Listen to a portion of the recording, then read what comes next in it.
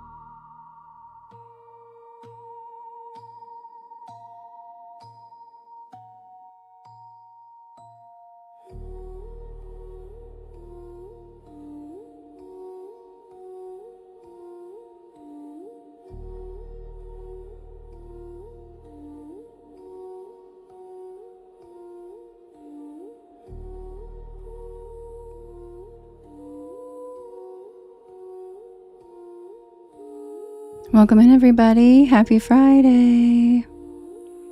Happy Friday. Hi Lady Rose. How's everybody doing?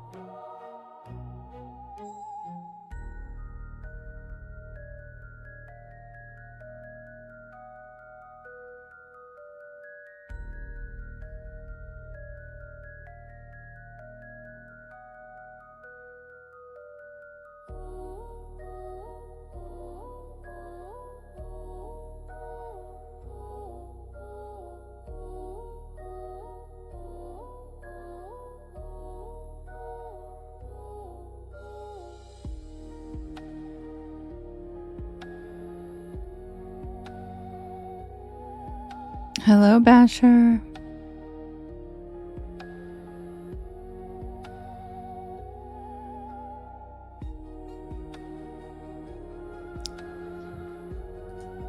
Kelsey, I hope you feel better. Hi, Kim. Is Dex okay? I didn't even hear. I couldn't tell what happened. You said something came out of nowhere, but I couldn't tell what it was. Hi, Sharper. Hi, Tater Tot. Hi, Heather. Hey, Monique. Welcome in, everybody.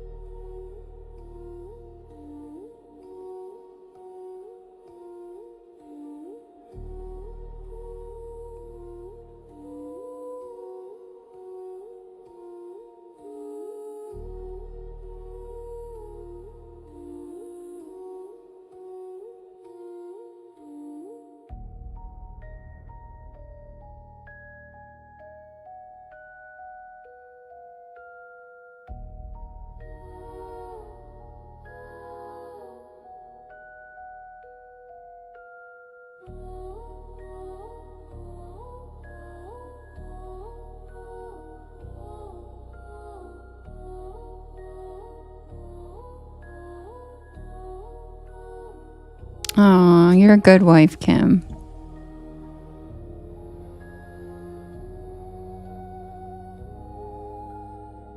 Hi, Mama Bear. Welcome back. Glad to have you in again.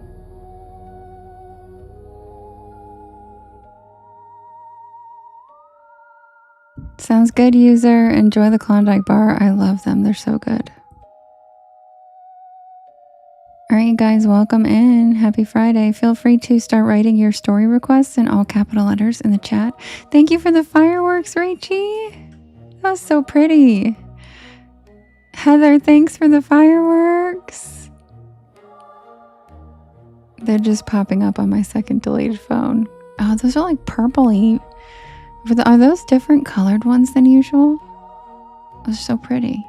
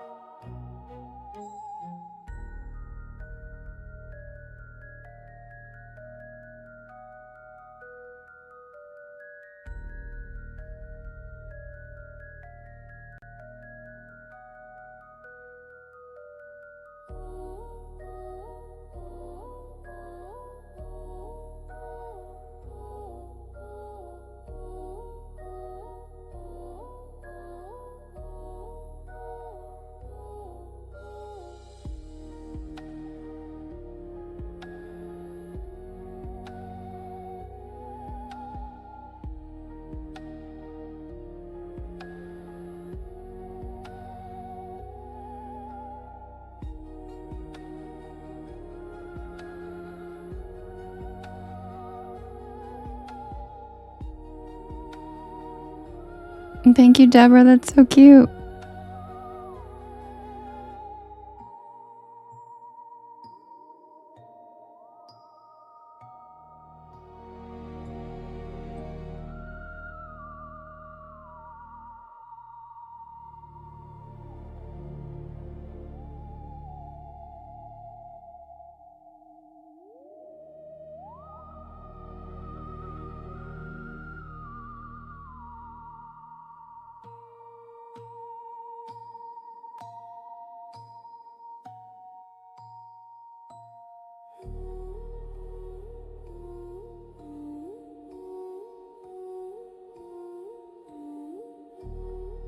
Hi, Lost Sister. No, I haven't seen that yet.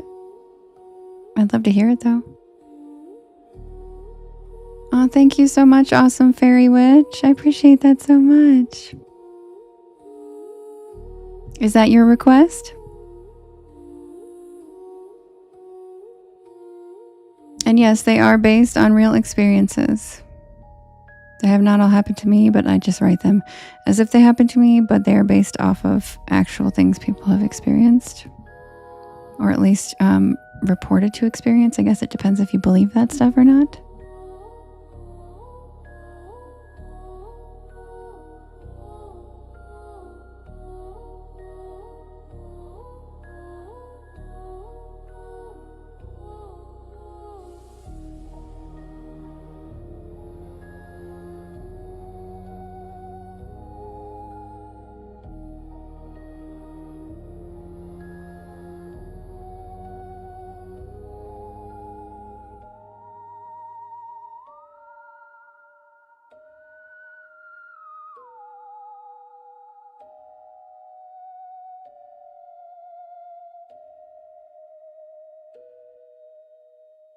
Okay, you guys, I'm going to set up the first poll for us to vote for the first story. And if you guys could do me a big favor, could you hit that share arrow in the bottom right-hand corner? There is a yellow circle with 2 arrows chasing each other that says repost. And that puts my live into your friends' FYPs, and it helps us grow this beautiful porch. Thank you, Sophie. That's so cute. That's so cute. I love the pink fingers. Sharing and the reposting and sharing to your stories helps immensely. Also, so does sharing with your friends and tapping. Happy Friday, everybody. Thanks for the reposts, and I'll be right back with the next poll for us to vote for the first story. Happy Friday.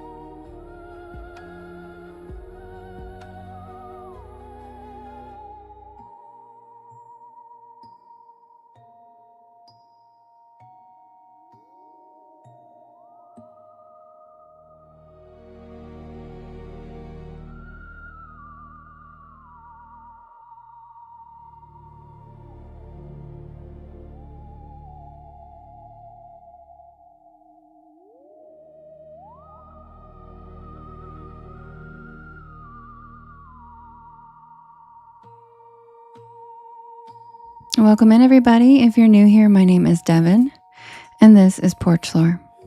And I tell spooky bedtime stories to help you relax your nervous system and fall asleep. And I'm here every single night at 10 p.m. Eastern Standard Time until about 1 in the morning. I do write and record all of these stories myself, and you can listen to them whenever you would like on my YT channel, as well as all of the podcast streaming sites. Just look for Porch Lore and you will find me.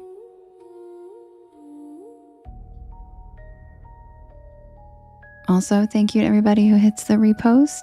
It's the share arrow at the bottom with a yellow circle and the 2 arrows chasing each other. And that just puts my live into your friend's FYP. Hi, Dub. I thought that was you. I was like, why is he asking that question? Hi, Dub.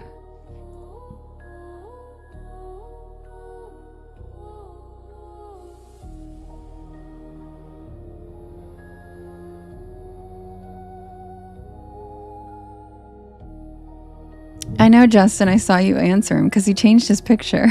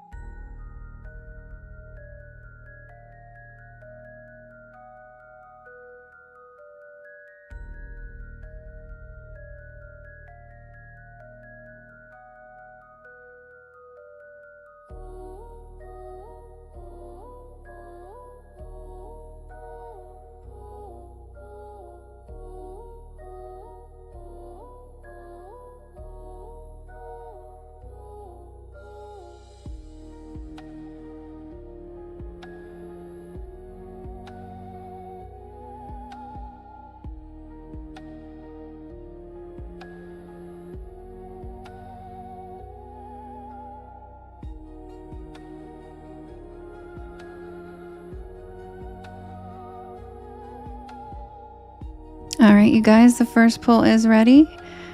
We have the Bell Witch and Justice for Impusa. We have the Water Babies of Pyramid Lake. We have Hate Blue. We have the Midnight Movie, which is an Are You Afraid of the Dark reworking. And we have the Deer Woman of Oklahoma. Hi, Tommy, love you. Who's it going to be? You can vote in the top left-hand corner. There is a blue box. You can vote up to 50 times, and you can vote for more than one story. Thank you, lovely. We have the Bell Witch, the Water Babies of Pyramid Lake, Hate Blue, the Midnight Movie, and the Deer Woman of Oklahoma.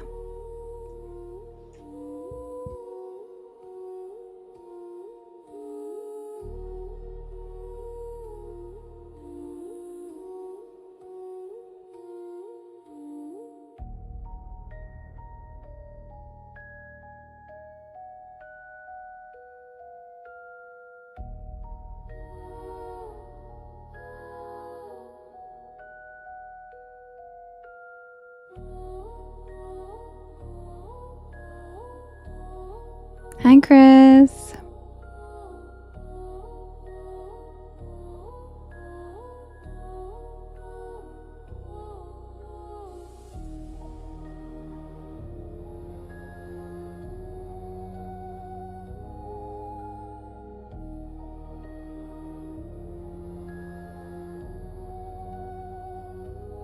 Poor water babies getting no love.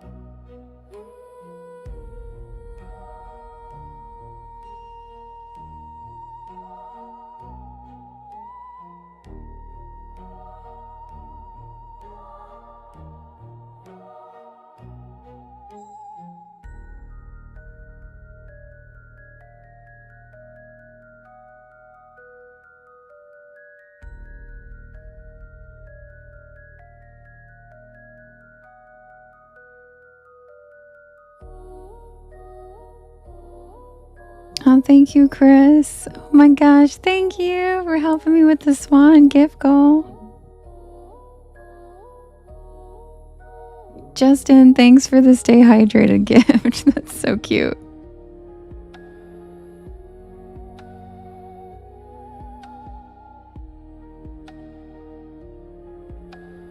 Thank you so much for the beautiful swans, Chris. Viola, thank you for the hand hearts.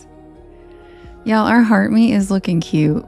Our heart meat is looking real cute. It gets sillier every time I look at it. Right, Dub? Stop looking at me, Schwan. Y'all, Chris just reached level 45. Okay, Queen. Thanks, Chris. Oh my god, level 45. Holy shit.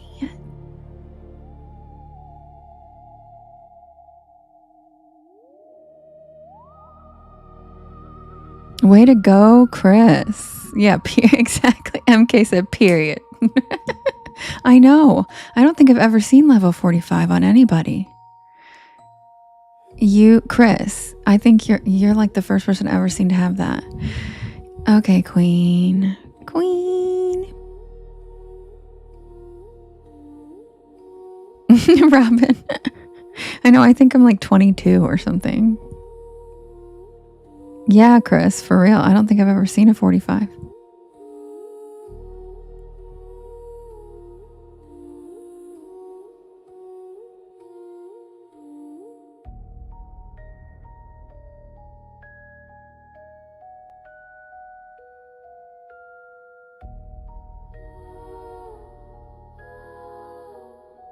All right, you guys, the winner of the poll is The Midnight Movie.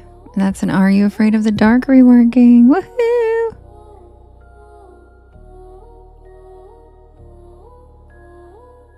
You're so cute, Chris. All right, you guys, I will be right back with the tale of The Midnight Movie. Happy Friday. Grab a beanbag chair, grab a hammock, sit back and relax, and welcome to the porch. Hi, Heidi.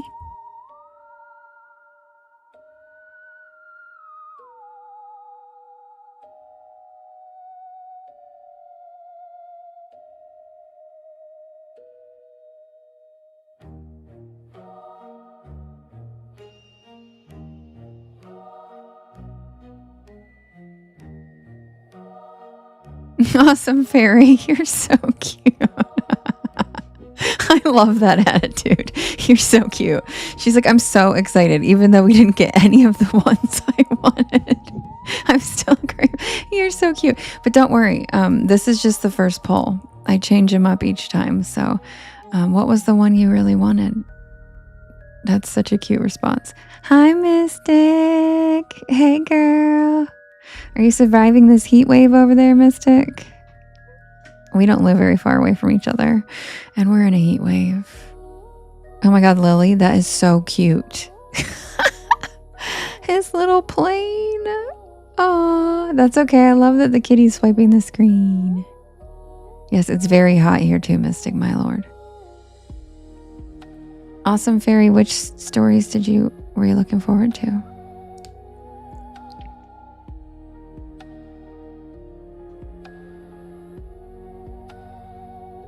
Yeah, the heat dome is crazy, isn't it? It's like, dear woman, hate blue and bow. Okay. Okay, don't worry, guys. I'll put Bell Witch back on again. But it only wins if it gets voted for. So I'll put it back up again and let people know you really want to hear it. Because I would like to hear Bell Witch as well. And yes, Robin, the new story, The Water Babies. Okay, so I'll put Bell Witch back on again after this story. I'll put her back up on the poll. All right, you guys. Oh, you can't take Patrick on. Yeah, I wouldn't take Patrick on a walk right now. It's way too toasty. Way too warm. You're a good dog, mommy. Okay, you guys. Oh, Viola, you're so sweet. All right, you guys. Don't worry. I'll put Rose Hall on there too. I just didn't want to put Bell Witch and White Witch or Rose Hall together. You know, I didn't want to put them on the same. All right. MK, thank you so much for the cozy cryptids. Oh, Viola sent corn. Oh my God, Chris sent a pop parrot. That's cute. What is that? Thank you, Justin, for the cozy cryptids. Okay, you guys, I'll be right back with the midnight movie. Thanks for the repost, everybody, and the shares.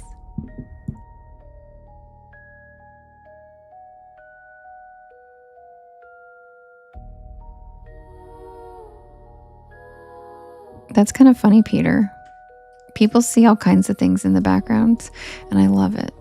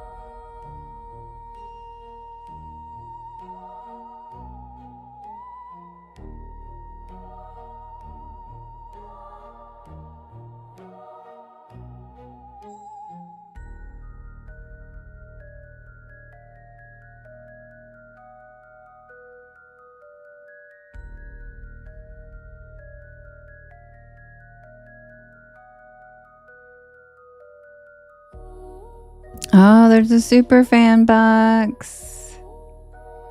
Viola sent it. Thank you for your generosity, Viola. It's in the top left-hand corner. It looks like a treasure box, and somebody gets to open it. Hi, Matt.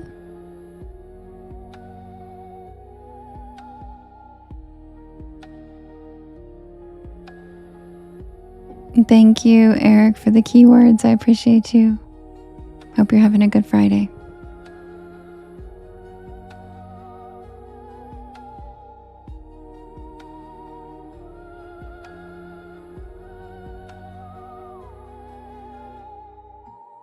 Dub. Dub. Aw, Dub. Keep trying. Some people have won recently that didn't expect it at all. Oh, you're not 18, Fairy Witch. That's okay. I didn't know you had to be 18 to vote. But I guess that makes sense because it does cost money. And I feel like they probably don't want kids like throwing their money away on this app. You know what I mean? Even if you feel responsible enough, I get it. But you don't have to worry about voting. You can just chill. And I'm glad you're here. Plus, I'm honored. I feel very cool. People your age are hard to entertain. I'm impressed. Yeah, it makes sense, but it's just to protect you, I think, so you don't like charge up your parents' card. But you must be an old soul. Welcome in, my young witch. Dub, it's actually because I'm the supreme and all the witchies find me. Me too. I love spooky stories. Not scary, just spooky.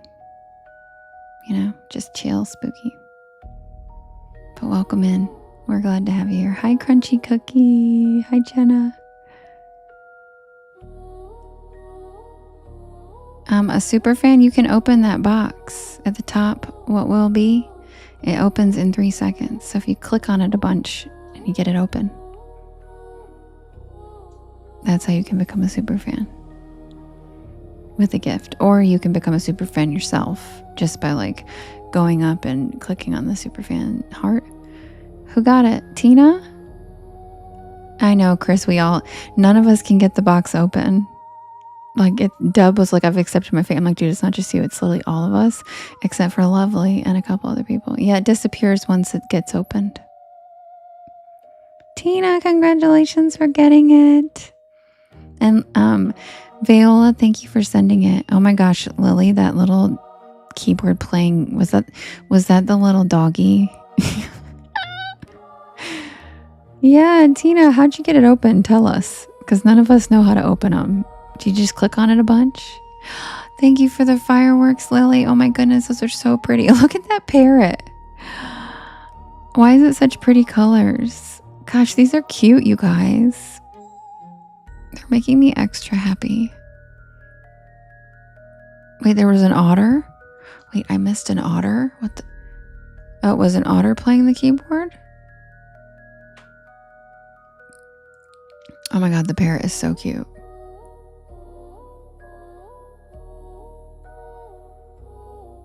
Aw, you're so sweet, Viola. Thank you, guys. Thank you so much for your generosity. You're so kind.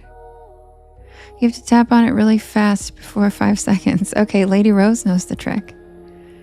Good to know. Thanks, Lady Rose. All right, quick swig, and I'll be right back with the Midnight Movie. Happy Friday.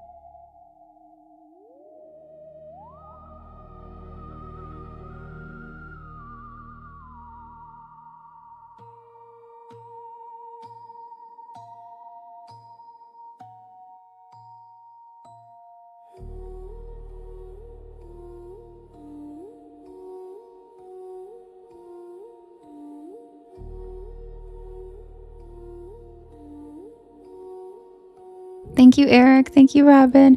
And Dub, just being here is support. Do you know that they actually count watch time and taps and returning?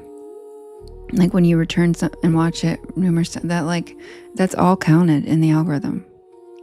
And that is free ways to support. And it actually really helps. Hi, Ivan. Thank you, Matt. Thank you, Robin. You guys are so cute. Look how pretty the fireworks are. I actually skipped the fireworks to come do my live on time. And so this is good. This is a good substitute. These are pretty.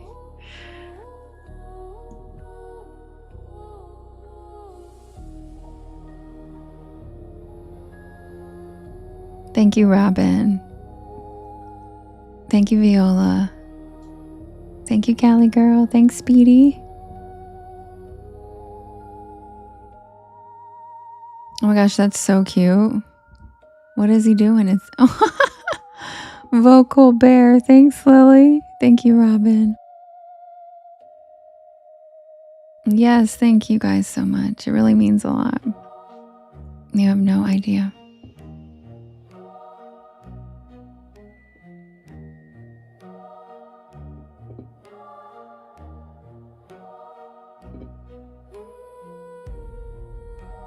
I'm good, Twana. How are you? Hi, Matt. I'm pretty good. How's everybody doing? You're wide awake in the UK? Oh, man.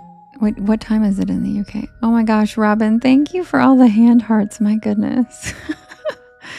Okay, what time is it there? Wait, 10 to 11, 11, 12, 12, 1, 1, 2, 2, 3. It's 3:45 in the morning in the UK? Right?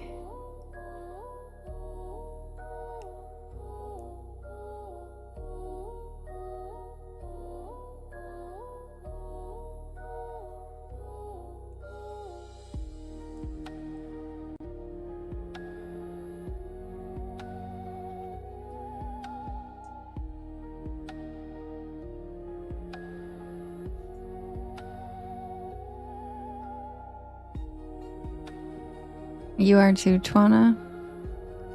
Yeah, me too. Did you have a good week? Yeah, I was going to say it's nearly 4 in the morning.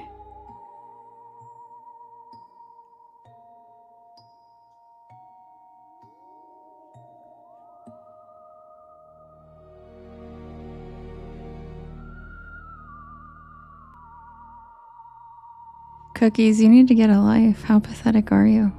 Spending your Friday night trolling people? Like, what a loser. I'm glad you're dying laughing because I feel bad for you. I'm dying laughing at you. Like, maybe get a life, sweetheart. Because it's not a good look. It's actually quite pathetic. Cookies.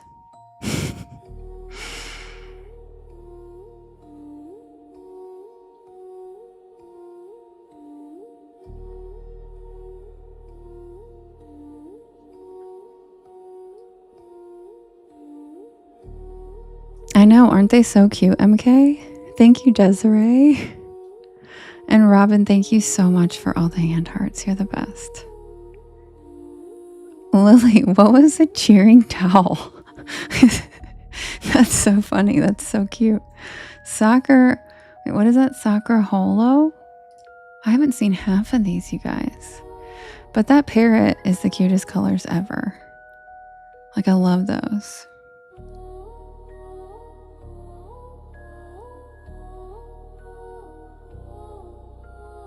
No, Cookies, you're pathetic. And man behind this, what the fuck are you talking about? I'm a woman and I'm a human, so. Me too, Cookies. I write every single one of these stories myself. I don't know what you're proud of because, yikes. Trolling people's YT channels, that's embarrassing. What do you do? Hey, Justin, you want to go ahead and block Cookies? I'd appreciate it. Hi, Lisa. Welcome in. I'm glad you're here. Buffalo, are you in a heat wave like we are? He said, I wake up in the morning and I see myself in a mirror feeling proud. Are you sure? Because you're trolling people on YT. Kind of feel like that's not true. Kind of feel like it's really embarrassing. Thank you, Happily. How are you doing tonight?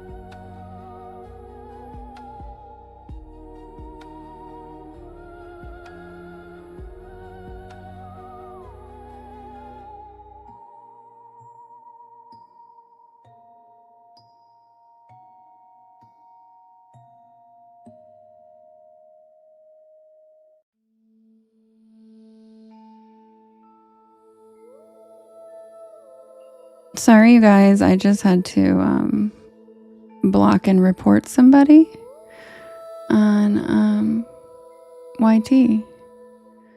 Some weird loser that literally has 2 subscribers and a fake account. And they just kept saying that I was AI. And I told him to fuck off, and he was like, that's what AI would say. I was like, I think you have a problem, sweetheart. I think you need some help. I know. I was like, what in the world? Yeah, I honestly couldn't stop laughing. And then he said, I am laughing. I said, me too, dude. I'm laughing because, like, it's okay. I get bullied all the time. Awesome Fairy. I get bullied every night. And luckily, I'm a huge bitch, so I don't care. I give it right back to them, and they usually don't expect that. And then they're like, oh my God. Because I don't put up with it, and they expect people to. But I'll give it right back to them. But thank you, you're very sweet. Your mom is AI. That's funny, Rich. That's really funny. Hi, Matt. The story is about to start right now, Matt. Sorry, I just had to report someone who's a weirdo. So, be right back.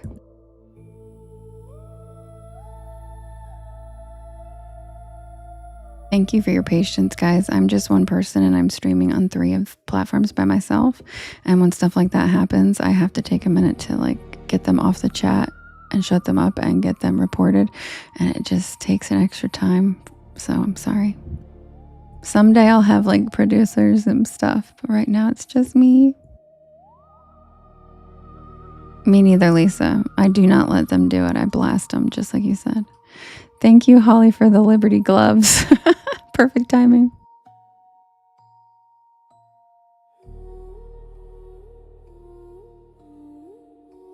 Yeah, I have a lot of moderators, but on YT, Justin does double duty. So he went over to YT and blocked him. But then I reported him.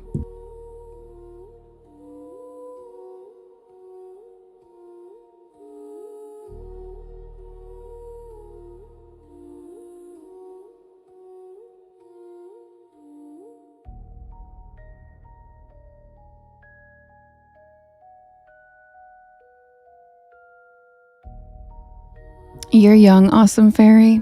You'll get there. I've had a lot of years to stop caring what people think. I promise you'll get there. You're just very young and you're still finding out who you are. So it's hard to be sure when you're still figuring out who you are as a person. But once you figured that out, you don't really give a shit because they can like you or not like you. You like you. And that's all that matters. But it takes a while to like yourself. And you're very young. I promise you'll get there. Robin, thanks for the private jet. That was so cute. Holy shit. What was that, Robin? Oh my God, I've never even seen that. Holy. And I mean it, awesome fairy. And if you ever need to talk, let me know. I don't think people who are under 18 can even message us on here, but we do have a Discord if you want to be part of it.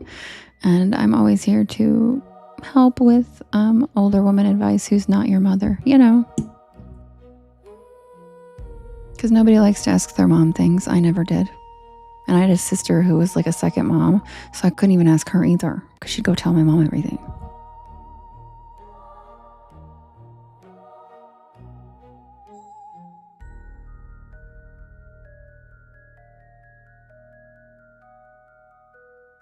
All right, now let's get the story moving.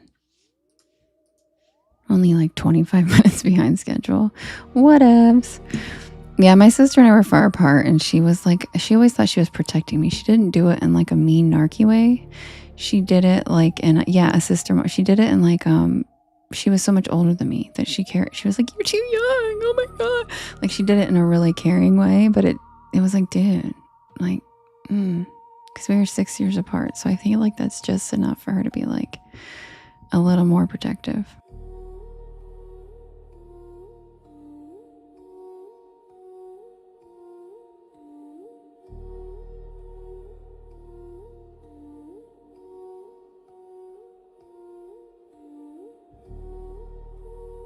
Submitted for the approval of the Porch Pal Society. This is the tale of the Midnight Movie. Thank you, Viola.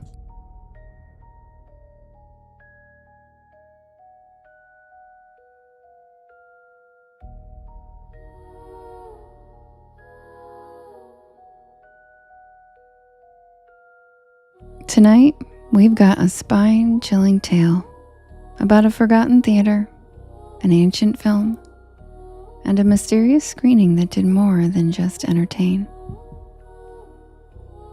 In a world of digital streaming and blockbuster cinemas, the small independent movie houses are slowly dying off, relics of a forgotten time. But what if one of these dying theaters found a way to bring people back? Not with a new release, but with a special showing of a classic film.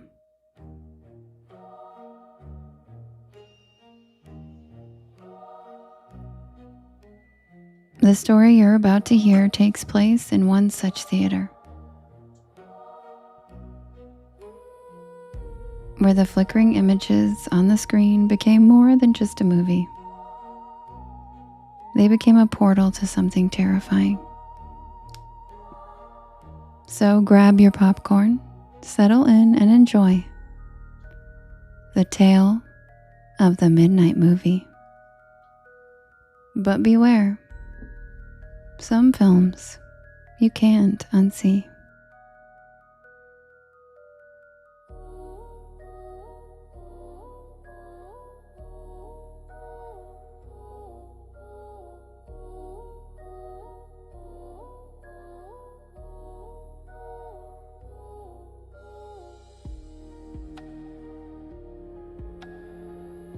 Once a local gem, the Riverview Theater had been around since the 1930s. But by the time our story begins, it was on the verge of collapse. The popcorn machine was broken more often than not, the seats were worn, and the crowd had dwindled down to a few loyal patrons clinging to nostalgia.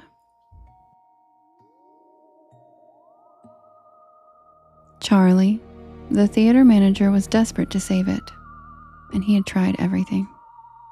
Reruns of cult classics, indie films, even turning the place into a trivia night venue. But nothing worked.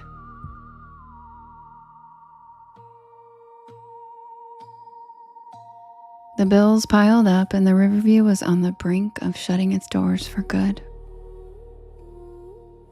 Then one night, as Charlie was sifting through a box of old film reels in the basement, he found something strange. It was a reel he'd never seen before, marked only with a handwritten label.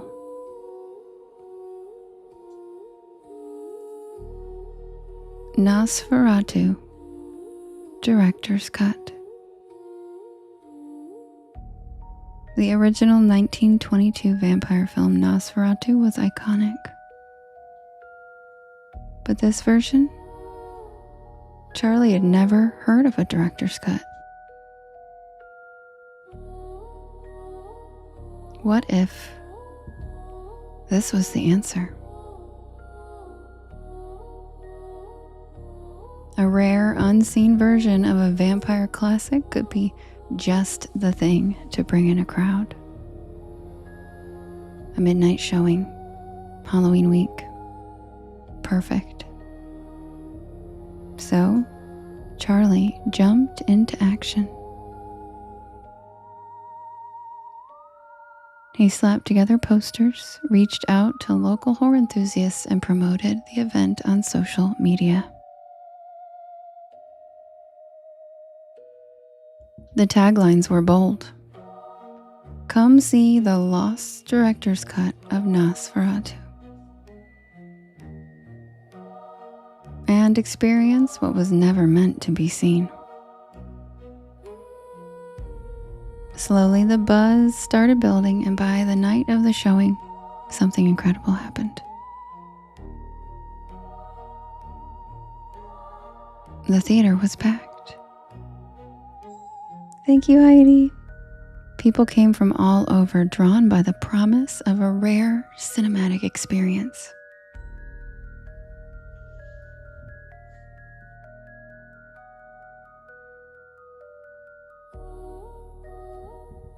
Horror fans, curious locals, and even film students crowded the small local lobby, chattering excitedly as old movie posters hanging on the walls looked down on them.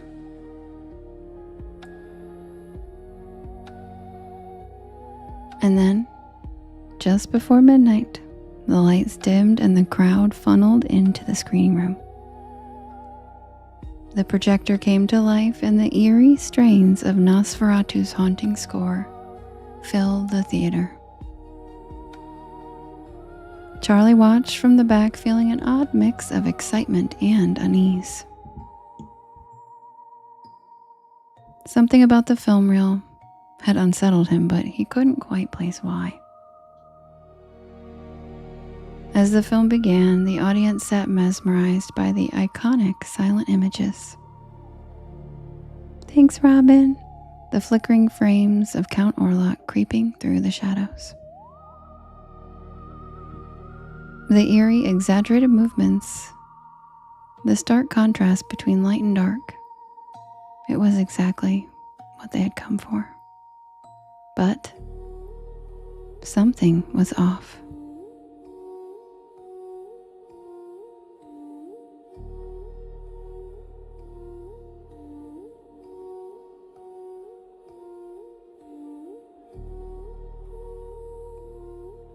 At first, it was subtle. Quick flashes in the film. Strange cuts that hadn't been in the original. Charlie, watching from the back of the room, noticed it immediately. A figure would appear in a scene that shouldn't have been there, standing just in the background, barely noticeable, but there. The figure was gaunt, dressed in a black robe. Its face obscured by shadows. No one in the audience seemed to notice these flashes but Charlie. As the movie went on, the flashes became longer and more frequent.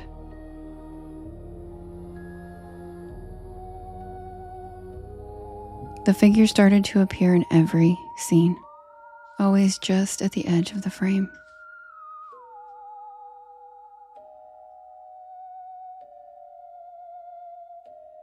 And then halfway through the film, it happened. Thank you, Nikki. Thank you, Viola. The screen went black for a moment, just a flicker, and then the image returned. But it was different.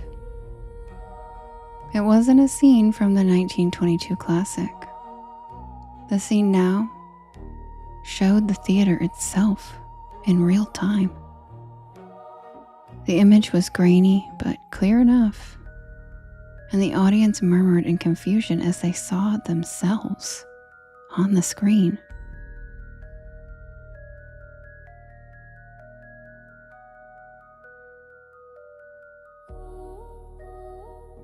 The camera angle moved slowly, sweeping across the rows, as if someone or something was walking through the theater watching them. Charlie's heart raced. This wasn't part of the film.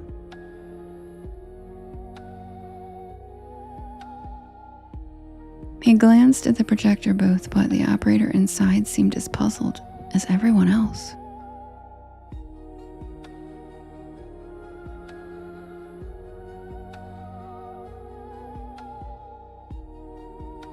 The camera on the screen panned to the back row where Charlie was standing. His stomach dropped as he saw himself on the screen, staring directly into the lens. And then the figure appeared. It wasn't on the film anymore. It was in the theater, moving through the aisles. Unseen by the audience, but fully visible on the screen. The gaunt figure with its black robe stalked closer, heading toward the projector booth, and people in the audience began to panic. Thanks, Nikki. Thanks, Professor Who. Some laughed nervously, thinking that this was all part of the show. But others felt the rising tension, that something that was terribly wrong. Charlie tried to move to warn them, but it was like his legs were frozen in place. He couldn't tear his eyes away from the screen.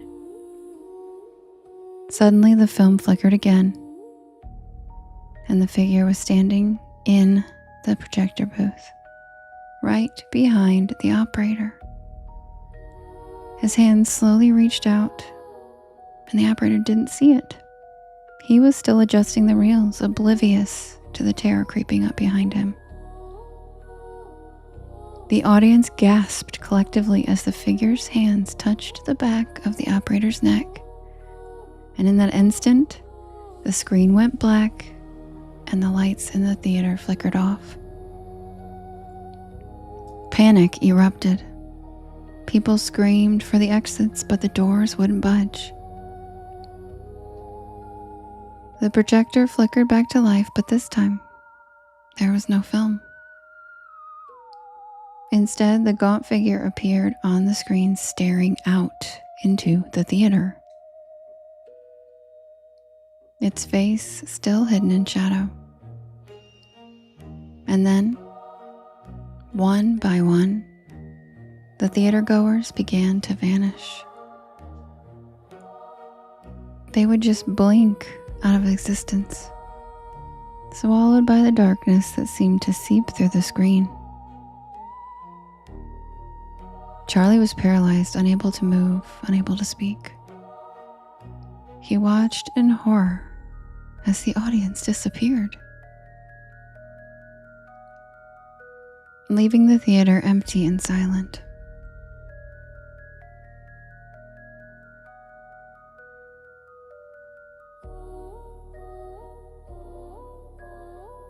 When the authorities arrived the next morning, they found the theater completely abandoned. The projector was still running, playing the final frames of Nosferatu on an endless loop. Of the dozens of people who entered that night, not a single one remained. Thank you, Robin. Charlie was never found. The last known footage of him came from the security camera in the theater lobby, showing him walking into the screening room moments before the midnight showing. And after that, nothing. The Riverview Theater closed down shortly after, condemned and left to rot. Locals say that on cold, quiet nights... Oh my God, that's so cute. Thanks, Robin. Locals say that on cold, quiet nights, you can still hear the faint hum of the projector.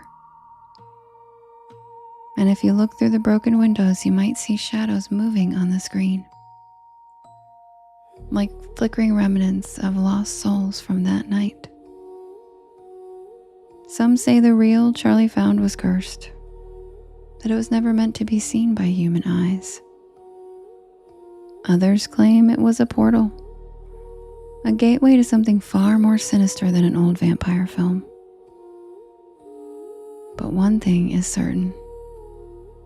Those who attended Riverview Theater that night are gone. And the film?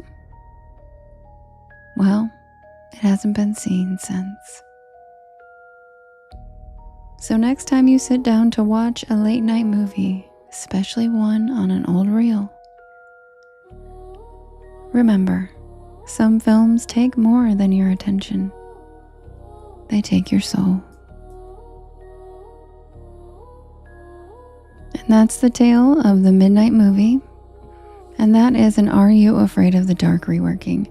And for the awesome fairy, since you are so young, I think you should look into watching some episodes of Are You Afraid of the Dark if you liked that story. Because Are You Afraid of the Dark was a spooky story that I watched as a kid, and that's where I do reworkings of some of these episodes that were classics to us, and that was one of them. And you seem to really like the story, so I highly suggest. And it's a reworking. So I think if you like this kind of stuff, you will just fall right into Are You Afraid of the Dark? And I would love to pass it on to the next generation because it's really good.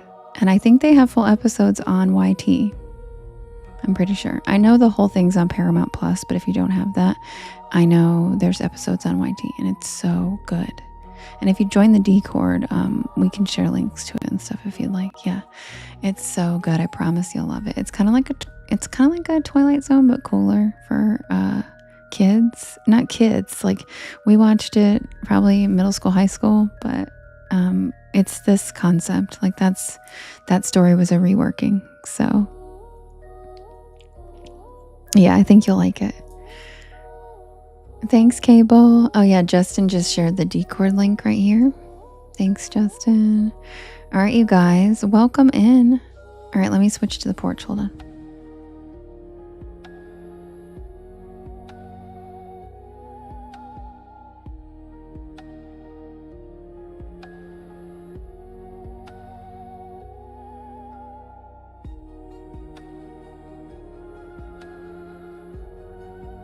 All right, welcome in, everybody. My name is Devin, and this is Porch Lore, and I tell spooky bedtime stories to help you relax your nervous system and fall asleep. Matt said it reminds you of Goosebumps. Yeah, it was an Are You Afraid of the Dark episode. But Goosebumps and Are You Afraid of the Dark were very similar and around the same time, so... Like, I have one story about a camera. And everybody always comments in the chat when I read that one. They always comment the title of the Goosebumps story, because that's where their brain immediately thinks it's the Goosebumps story, because the Goosebumps story has one about a camera too. And so I find that, like, we all clearly loved both so much, because I loved the Goosebumps books, but I watched Are You Afraid of the Dark much more in terms of show. But I also loved So Weird. I loved the show So Weird with Fiona. That's where that inspired me to write the Will-O-the-Wisp story. And I loved Erie, Indiana. And all kinds of... So good. Rachie, yeah, maybe. See, Tales from the Crypt, I watched a little bit, but he scared me. I think I was a little too young for when they were like really popular. Yeah, So Weird was so good. It's so good. It's still good. I rewatched it it's so good. Yeah, me too, Mama Bear. Like, man. Or Mama Bestie, yeah. So Weird was the best. Yeah, Erie, Indiana, right, Rev Strings? You know, the scariest episode of Erie, Indiana was the lady that had her kids in Tupperware. Do you remember? Please tell me you guys remember that. She sold like this, like, it was like Tupperware for humans to, like, so you don't age. And she had twin sons that were really creepy, and she'd tuck them in their Tupperware beds every night. Do you guys remember that? God, that was a weird show, but awesome. Awesome, but weird.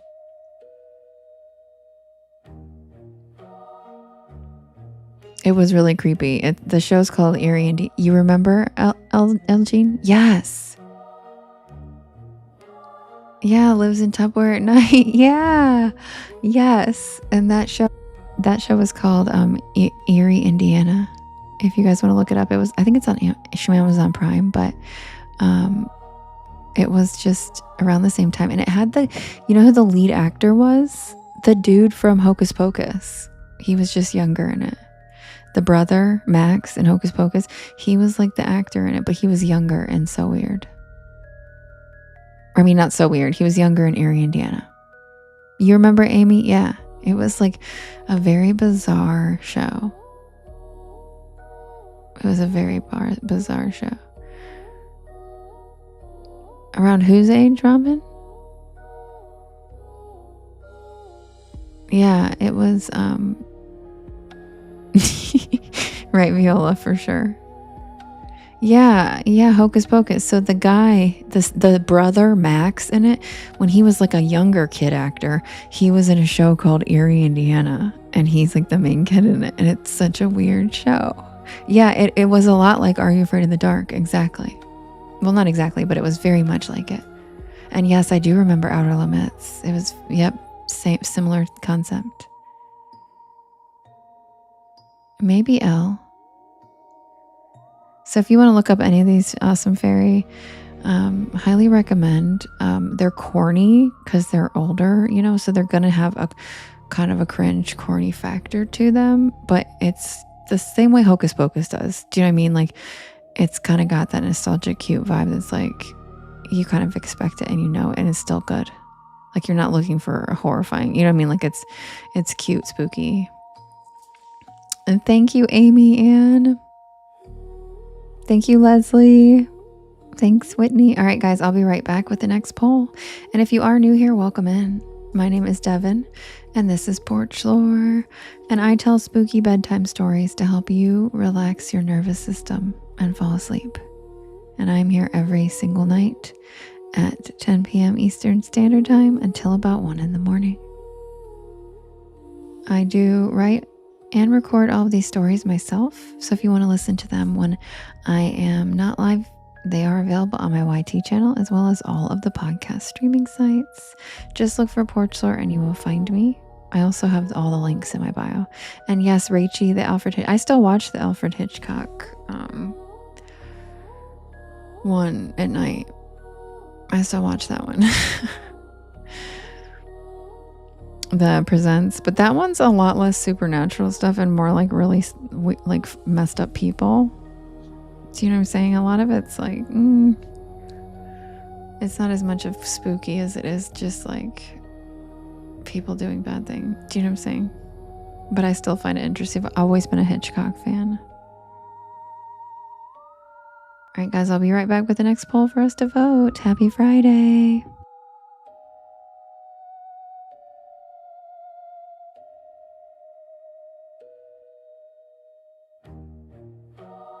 Brittany, I skipped the fireworks to do the show.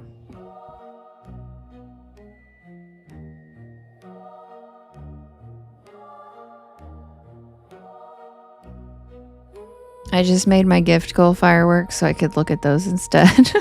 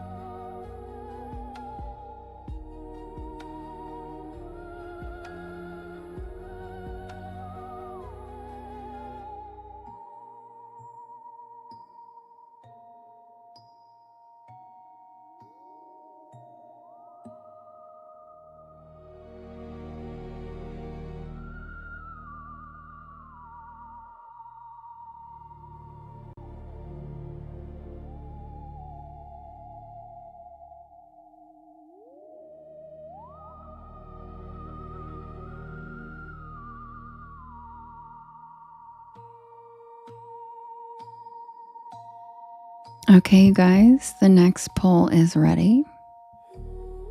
We have... Oh, wait. 1 second.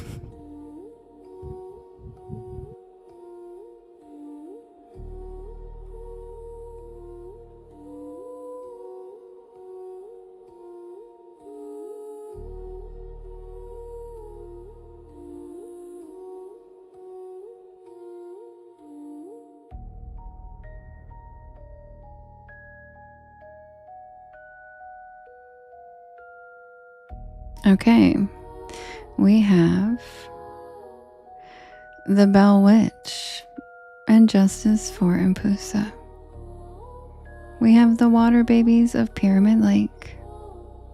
We have the White Witch of Rose Hall. We have the Fresno Night Crawlers. And we have the Boo Hag. And you guys can vote in the top left-hand corner. And you can vote up to 50 times. And you can vote for more than one story. We've got the Bell Witch, the Water Babies of Pyramid Lake, the White Witch of Rose Hall, the Fresno Night Crawlers, and the Boo Hag. And if you are on one of the other apps that's not TT and you would like a vote, Justin is a sweetheart and will vote for you over here. So just let us know in the chat. Who's it going to be, guys?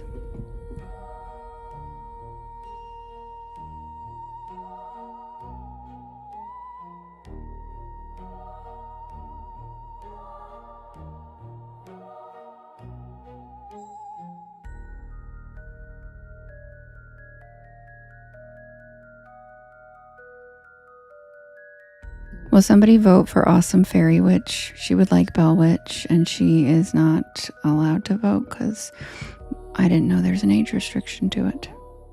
So she is a young little baby witch, and she can't vote yet. So could somebody give her a couple votes for the Bell Witch? Thanks, guys. Hi, Skrilla. Oh, thank you, Justin. You're so sweet. There's no lighthouse, Skrilla, don't worry. Travis is done. By the way, I don't know if anybody heard the news. Speaking of Travis, and the inspiration for why I picked that name in the story to begin with is because of Travis Kelce. And I don't know if anybody heard, but guess what? They got married. They got married today. Taylor and Travis got married today. I find that funny that right after all the Travis hate, she just went and married his ass today.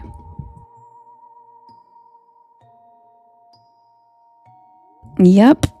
They announced it with an electric billboard in Times Square that said just, and the just had 2 T's, and it was TNT, married. Fucking cute. Yes, I'm a Swiftie. Sorry, guys. It comes out randomly. I'm just very excited for her, and I love her, and like he's fucking hot and adorable, and he like worships the ground she walks on, and they're just the cutest little couple, and I'm like, yes for them. They're so cute. Plus, y'all, I have been a fan of her since her first album. I've been on this journey with this bitch a long time. So I've been rooting for her a very, very long time. Since she wore a tutu poofy skirt with a acoustic guitar and sat on a stool. And I'm not kidding. I saw her live then. Not kidding.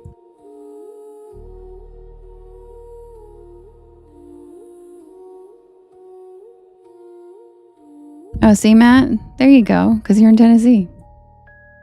Oh my God, Rachie, just let me send you. People always are like, people who haven't listened to her always think that like she's a couple of the songs they remember on her album. But you got to remember, she's been doing this since she was a teenager. So yeah, like her songs when she was a teenager were like about teenage things. But guess what? She's like 36. And her last few albums, like give it a Google, look up some Reputation. The Reputation album is like a masterpiece. A masterpiece.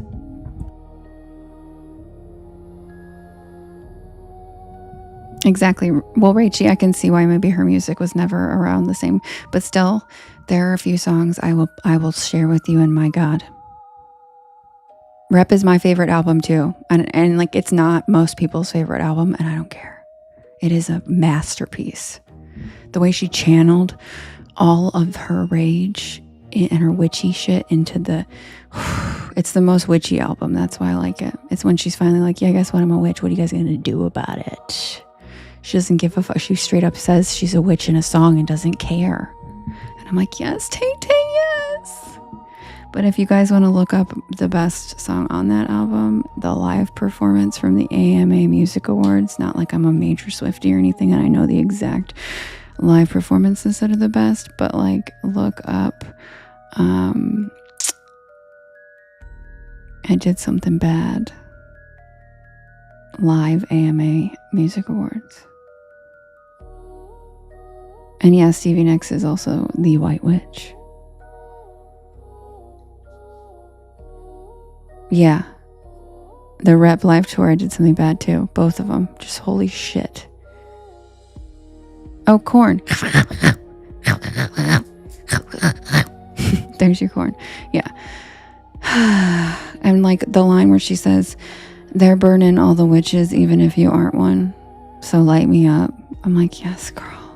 Yes. Anyway. Enough about Taylor Swift. She married Travis today. Congrats, Tay-Tay. You waited for a king who would treat you like a queen. We're proud of you. Plus he's hot and he has a big tree.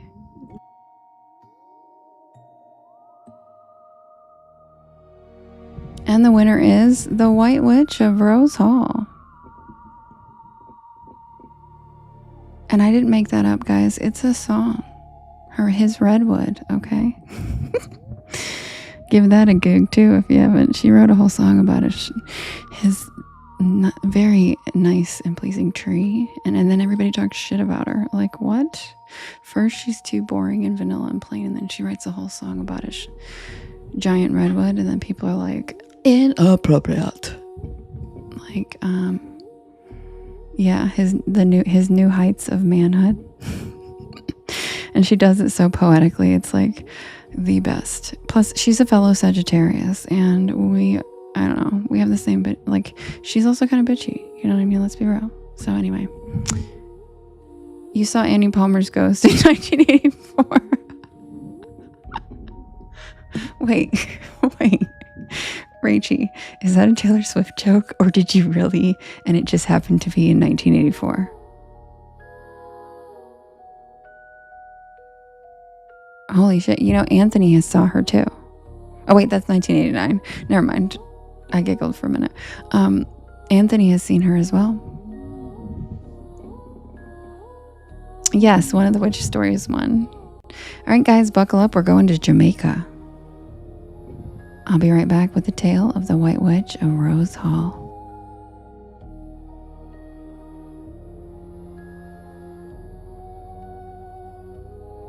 Oh, is it Skrilla? Says who?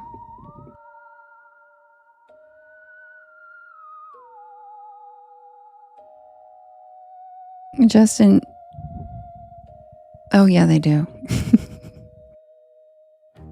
Says nobody, okay.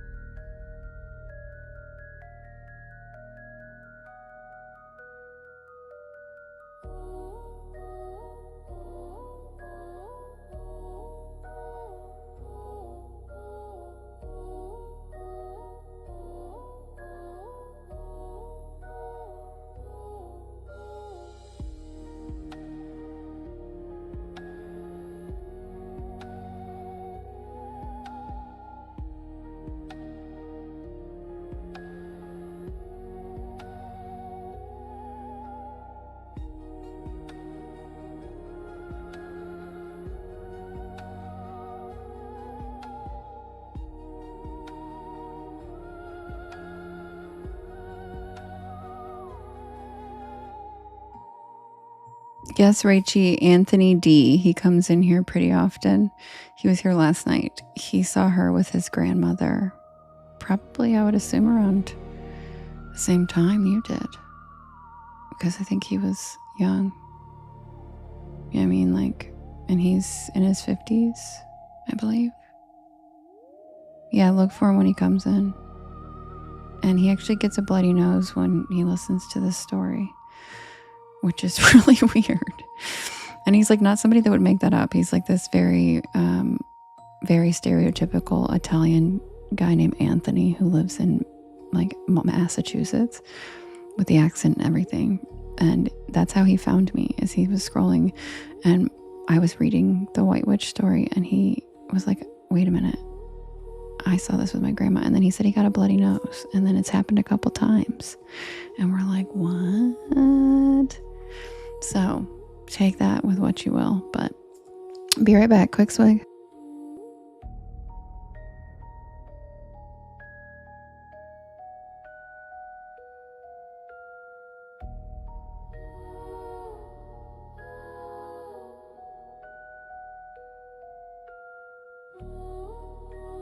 And she's bad, right? Her energy's probably gnarly. Because she was like a sadistic ass, horrible person. Viola said, I've seen The Cure 4 times. I've seen the Yin Yang Twins 3 times. How about that, guys? Hey, little mama, let me whisper in your ear.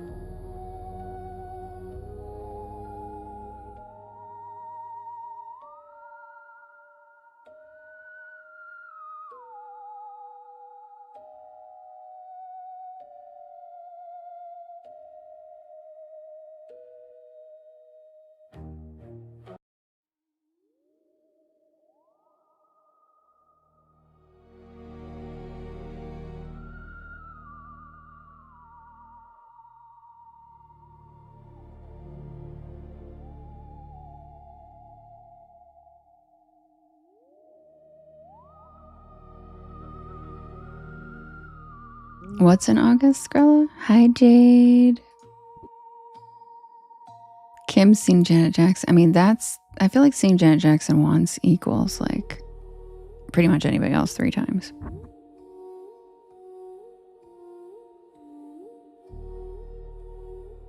Oh, the Whisper song.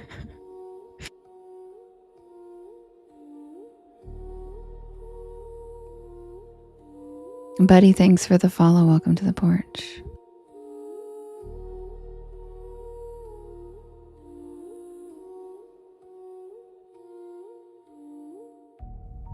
Submitted for the approval of the Porch Pal Society. This is the tale of the White Witch of Rose Hall.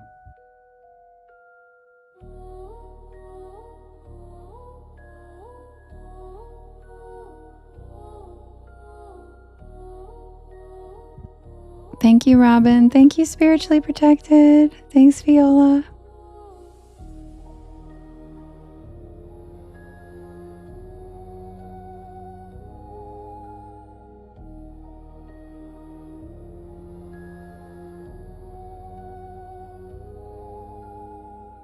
This story is about my trip to Jamaica. About the beauty of the island, the warmth of the people, and something else, something darker.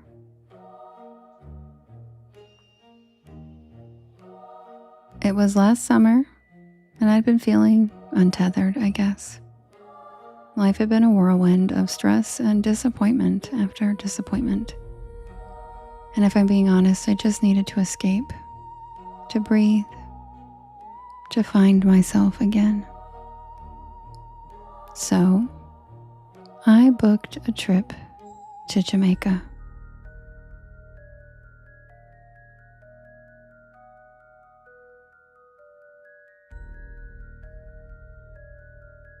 And not one of those all-inclusive resorts where you're surrounded by tourists, sipping pina coladas by the pool.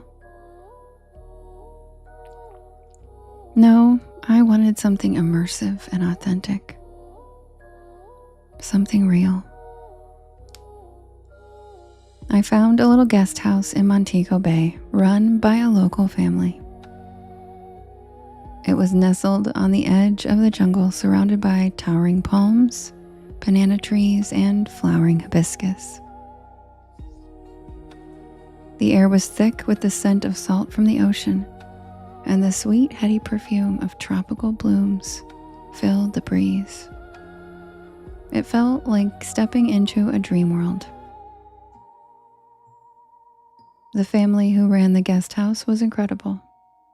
Miss Clara, the matriarch, was this tiny, feisty woman with a voice like warm molasses and a laugh that could light up the darkest room.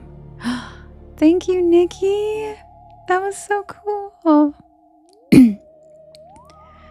She had this way of making you feel like family the moment you walked through the door. And her cooking was out of this world. Jerk chicken so tender it fell off the bone. And salt fish that tasted like home. And fresh mangoes so sweet they made your teeth ache. Every evening we'd sit on the porch, sipping sorrel drink or coconut water straight from the shell. And she'd tell us stories. Stories about the island, about the spirits that lived in the trees, about the legends that had been passed down for generations. And that's how I first heard about Annie Palmer.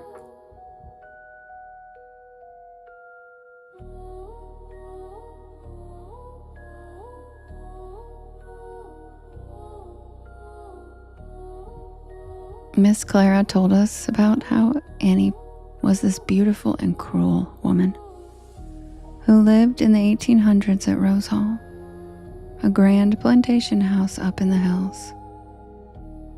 They called her the White Witch of Rose Hall, and they said her spirit still haunted the house, that she'd appear to visitors, her pale skin glowing in the moonlight, her eyes burning with hatred. I laughed it off at first. I figured it was just a spooky tale to scare tourists. But Miss Clara gave me this look like she knew something that I didn't. And she told me that some stories are more than just stories. But I didn't think much of it at the time. I was too busy falling in love with Jamaica. The island is, God, it's breathtaking. The jungle is so alive, so dense and green, with vines hanging from the trees like curtains, and birds calling to each other in the canopy. Thank you, Half Pint.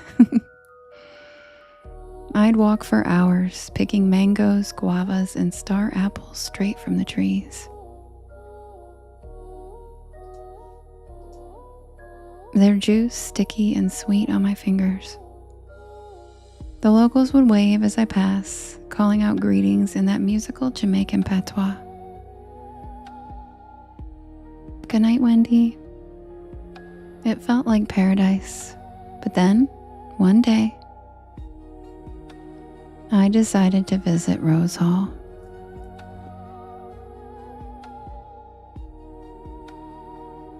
I had heard about the tours they offered, where you could just walk through the old plantation house and hear the history of the place. Thank you, Spiritually Protected. I love history, so I figured it would be interesting. A little taste of the island's past. But I didn't expect it to be what it was. The plantation only had one tour left for the day, so I signed up for that one and I hopped onto a bus with several other people. There were probably about 12 of us total. The drive up to Rose Hall was stunning. The road wound through the hills, past fields of sugarcane and clusters of brightly painted houses. The air was thick with the scent of blooming flowers. And when we finally reached the house, I was struck by how imposing it was. It was this grand white structure perched on a hill overlooking the ocean, with tall columns and wide verandas. It was beautiful, but there was something horrible about the energy there that made my skin crawl. The tour guide was this cheerful woman with a bright smile and a voice that carried through the halls. She told us about the history of the house, about Annie Palmer and her reign of terror. She showed us the rooms where Annie had supposedly practiced her dark magic, the dungeons where she tortured the enslaved, and the spot where she was buried. It was fascinating but very unsettling. After the tour ended, we were told we had a quick break. So everyone from the group dispersed to hit the restrooms, eat some snacks, and walk the property. Everyone else in the group seemed to at least be in pairs. I seemed to be the only solo one. Story of my life. So I decided to explore the grounds on my own. The sun was starting to set, casting long shadows across the lawn. And the air was thick with the scent of blooming flowers. I could stay here forever. I wandered down a path that led to the jungle, the trees closing in around me. And it was quiet, except for the sound of my footsteps and the occasional rustle of leaves. Through the lush undergrowth, I saw something that looked almost like ruins of an old building, stones or something. And for those of you who don't know, I minored in archaeology in college, and I'm a little obsessed with artifacts, remnants of the past, anything like that.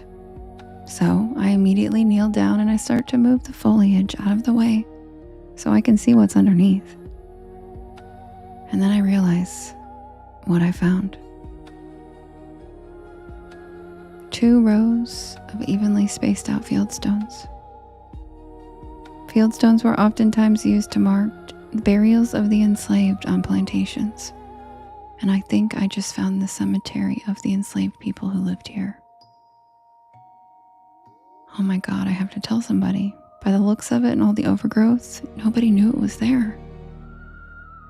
It was starting to get dark now, so I ran back up the trail and toward the plantation to alert the tour guide of what I had found. But, to my horror, the tour bus was gone.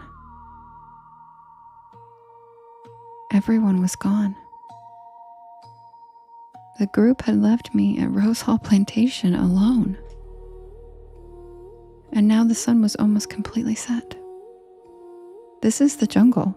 I'm not walking miles back to the guest house in the pitch black jungle alone. There are major predators out there. So, I managed to get the back door to the kitchen of the plantation house open. And I was able to take shelter inside for the night.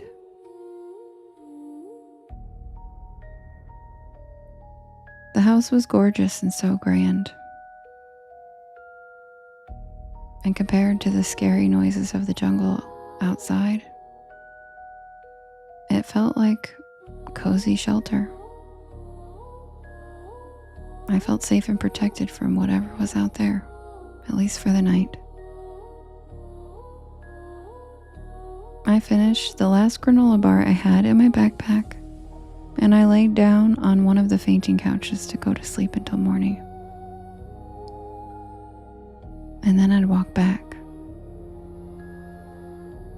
And just as I started to doze off, I smelled a strong, sweet floral smell, and I felt a cold breeze brush across my face. I opened my eyes, and that's when I saw her.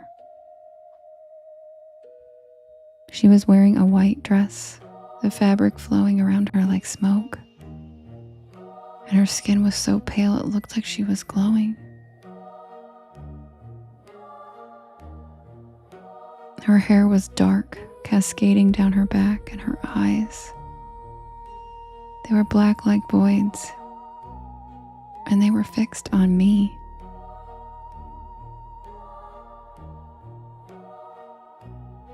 I sat straight up and froze. My heart was pounding so hard I could feel it in my throat. She didn't move. She just stood there, watching me with those empty eyes. And then she smiled. It was a cruel, twisted smile, like she knew something that I didn't. I wanted to run, but my legs wouldn't move. It was like I was stuck in the spot staring at her. And then she took a step forward with the same smile on her face.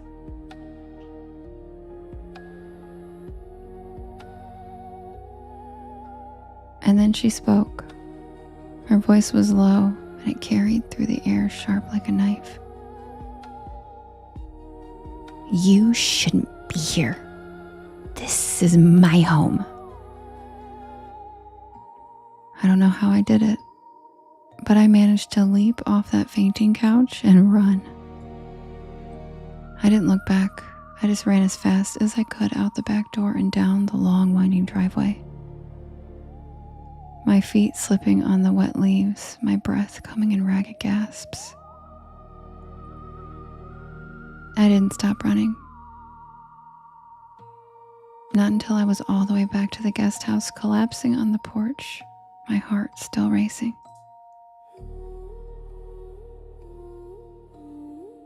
Miss Clara found me laying there shaking and pale. She didn't ask what happened. She just handed me a cup of tea and sat beside me with her hand on my shoulder.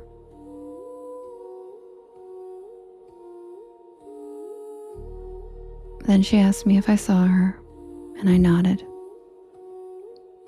She sighed and said that some spirits don't rest easy. Then I told Miss Clara about the graves of the enslaved that I thought I had discovered at Rose Hall.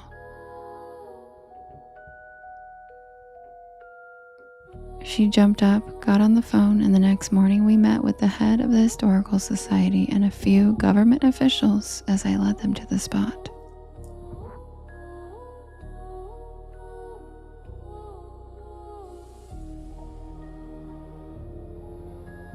I left Jamaica the next day. I couldn't stay, not after what I had seen. 2 months later, I received a phone call. It was Miss Clara. She told me they sent archaeologists out there who had confirmed that it was in fact the missing graveyard of the enslaved people who had lived at Rose Hall. I like to think their spirits are already at peace.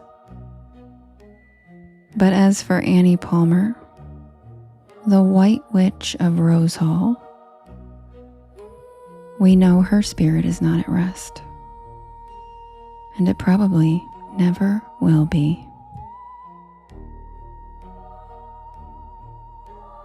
And that's the tale of the White Witch of Rose Hall. Oh, hi, CJ. Hi, Joe.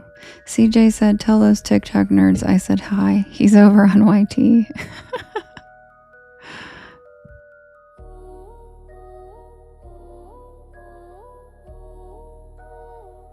Thank you so much, Fairy Witch.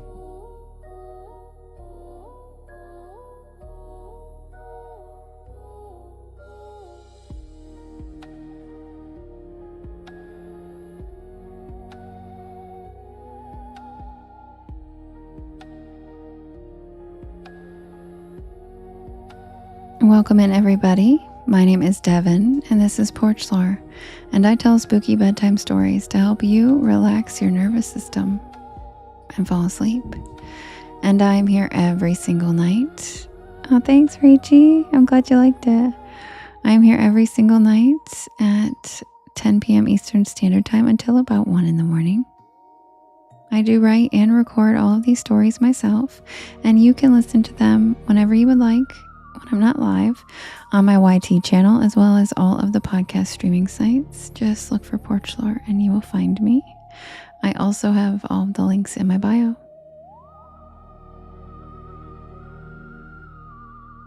Oh, Archangelo, I'm so glad.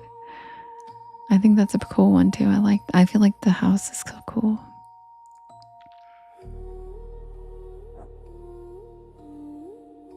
You know what's weird is the YT is like not switching back.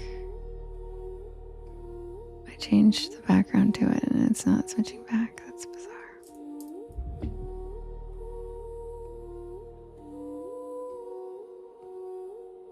Oh, it switched back. It just froze for me, I guess. Thank you so much, Half Pint. Welcome to the porch. I'm glad you're here. How are you tonight? Happy Friday. Everybody, welcome Half Pint to the porch.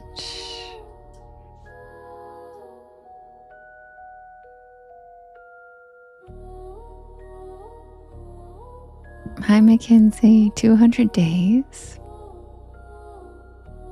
Justin. He said CJ goes over to YT and it stops working. Oh, shots fired.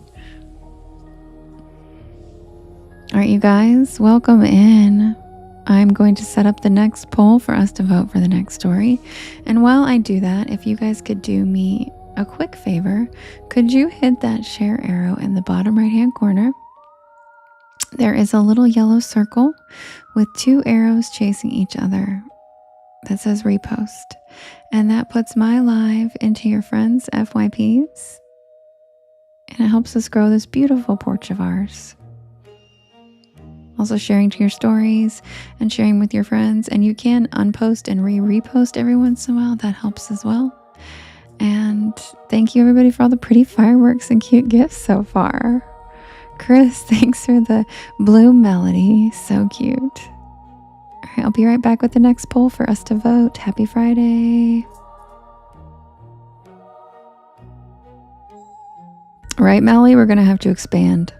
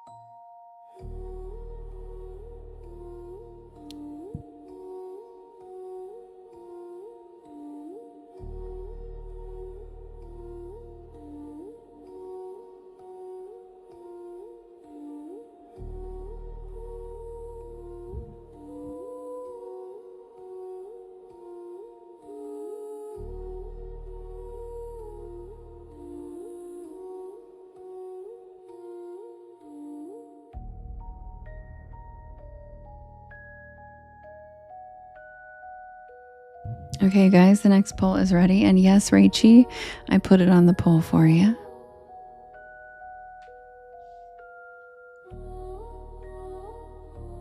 We do have a Jersey Devil story, and I put it on the poll for you. All right, you guys. We've got the Water Babies of Pyramid Lake. Hi, Kendi. Thank you, Viola, for the fireworks. Thanks, Nikki, for the cozy cryptids. Kendi, thanks for the populars. All right, you guys.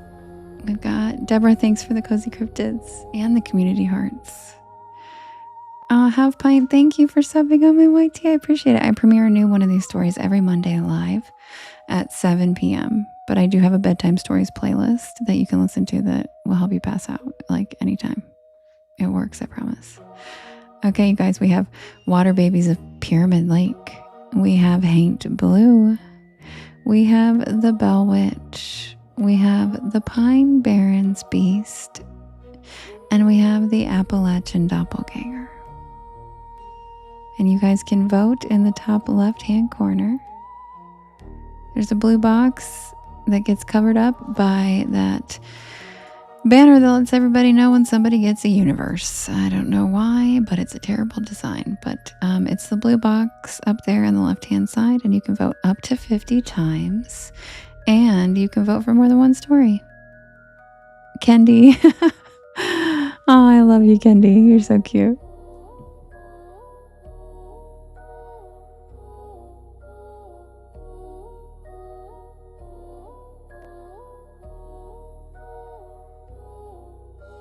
Also, could somebody help Fairy? She's not old enough to vote. She says, doppelganger, Haint Blue, or Bell Witch, please. Yes, doppelgangers are very interesting. I watched a movie about it once, and it like stuck with me forever. And the movie's called Coherence. And if anybody wants to look it up, it was wild. It's about a meteor passing over and like our comet passing over, and it's just like, oh my God, that movie stuck with me forever. What happened, Chris? Oh no, don't be sorry. Have you seen that movie, Tanya? Yeah. That movie like blew my mind.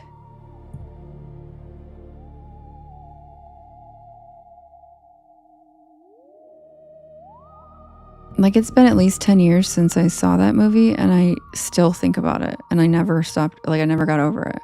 I was like, holy, like, it was crazy. Like, it kind of changed the way I saw things. You know what I mean? Yeah. It was like and I watched it younger, a while ago, so it was like it was like a mind expander. I was like, whoa. All right, guys, the poll just ended. The movie's called Coherence, and it's about a comet that passes over, and they're at a dinner party, and then it's wild. I don't want to ruin it, but you should watch it. It's wild. Like, I don't think it does stay with you forever. Yeah, it's very few movies have stayed with me like that one, to be honest. And yeah, and I feel like it's like an underrated movie. I'm glad there's several of you in here that agree, because I don't hear a lot of people talk about it. And I feel kind of like, sometimes I'm like, was that a fever dream? Because sometimes I'm like, was that a nightmare? Like, because it felt so real. Like, it felt like you were there. I don't know. It was a really, really intense movie for me. I felt very affected by it in a crazy way. And so if you guys ever want to see a movie about doppelgangers, yeah, it did, right? Hospice? Yeah, it really did. So if you guys ever want to see a wild movie on doppelgangers and comets and theories of other dimensions and stuff, check out Coherence. It'll blow your mind. Running Wild Lake, thank you for the hand hearts. Scott, thank you for the hand hearts. And Maureen, thanks for the fireworks. Yeah, it's called Coherence. I've watched it a few times too. And it's just wow. And I can't even really explain it. It's kind of something you have to watch and you'd be like, what? Yeah, right? Sometimes you can't tell if it's a dream or not exactly. All right, the winner of the poll is the Appalachian Doppelganger. There we go. I'll be right back, you guys.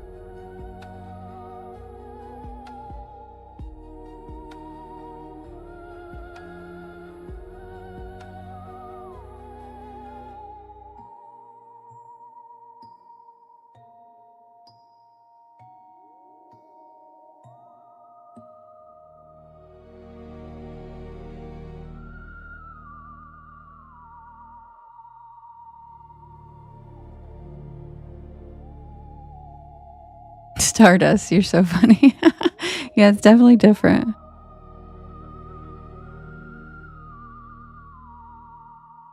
Oh, thank you for the cute gift over there, Melinda.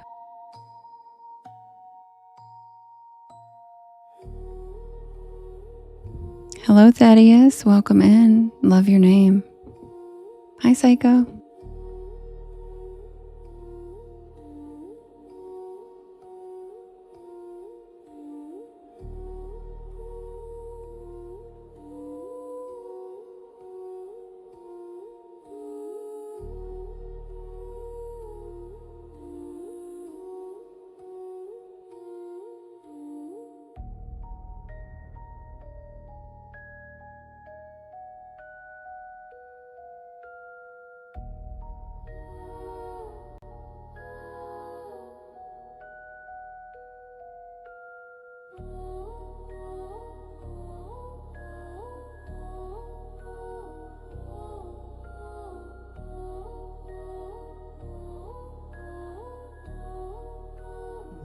You guys want to know something really funny?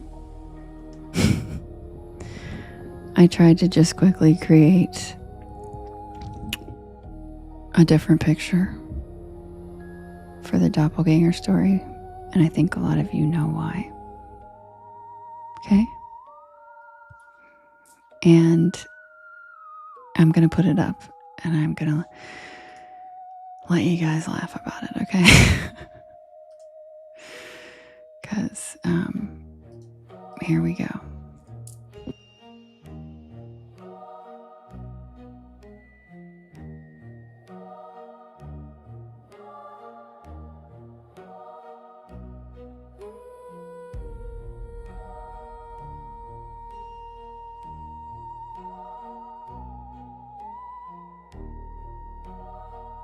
But do you guys see how the tent still looks the same? It's the same tent. You guys, it's the same tent. They're like, by God, if this tent isn't flesh colored, then it's not a tent. Why would they, out of all the tents they could have created, it's still that tent?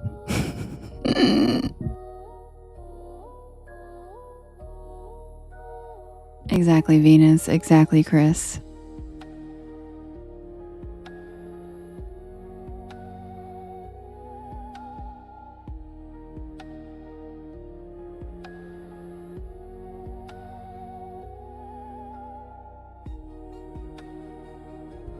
Hi, Stardust's daughter. Hello.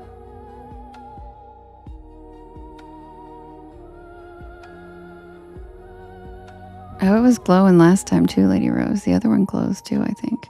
Here's the original tent. Ready, guys? Here's the OG.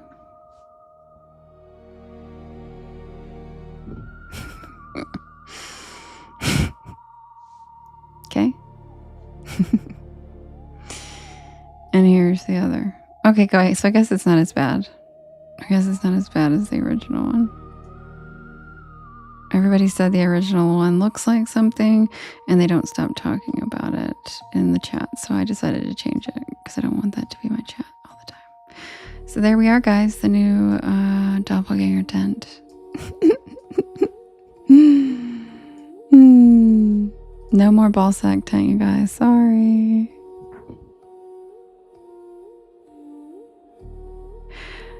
Not your mama said that's the tent that brought you here.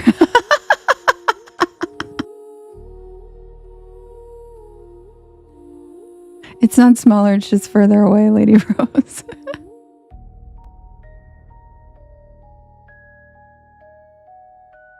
Yeah, Kendi, it does. Now that I compare the two, I'm like, damn. CJ says I can't change it. It's part of the lore. Kim says that'll do it.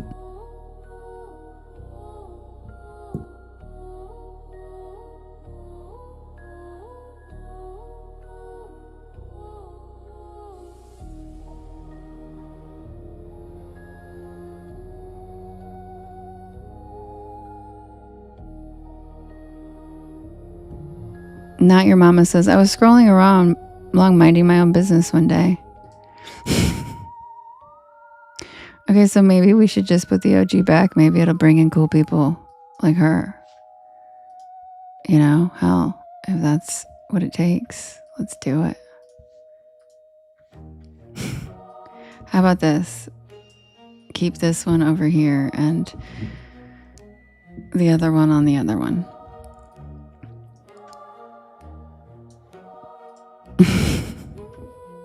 There you go, guys. Cynthia said, I can't. And you know what is, I didn't even notice until somebody said something. And I was like, oh my God. Wait a minute.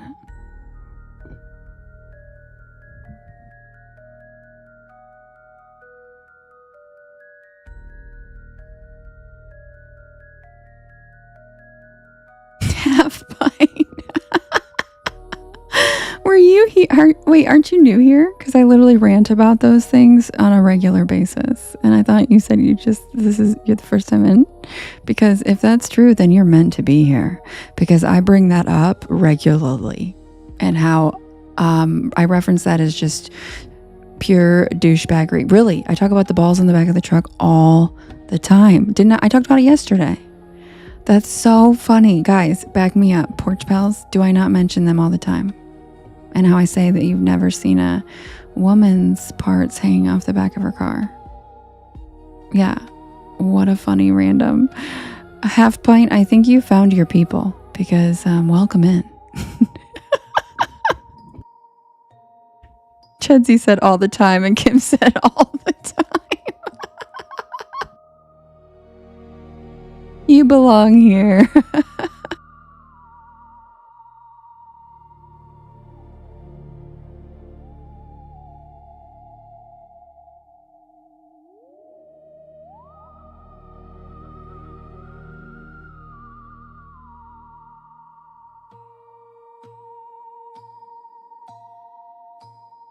Hey, the awesome fairy witch. You might be too young to remember, but this is an interesting I want to ask you. Have you ever seen that? Have you ever seen plastic, like a fake plastic toy ball sack hanging off of a guy's like hitch on the back of his truck? No. Okay. But you still thought it was funny. So you didn't know what we were talking about. I didn't think you did because you're a little too young, but that was actually something men did in like the 90s and early 2000s. And I'm not kidding you. They hung, I just wanted to explain it to you so you knew what the hell we're talking about. These dudes hung plastic decorations that looked like their ball sacks on the back of their hitches of their trucks. It was disgusting, and I am never gonna like let it. I'm like gonna continue to use that as an example of like just straight douchery. And I joke that like women should just start putting their clitorises off the back of their bumpers. Like off my Lexus, I'll just throw a fucking rubber clitoris. Yes, they swung or whatever. Yeah, they swung. Ugh.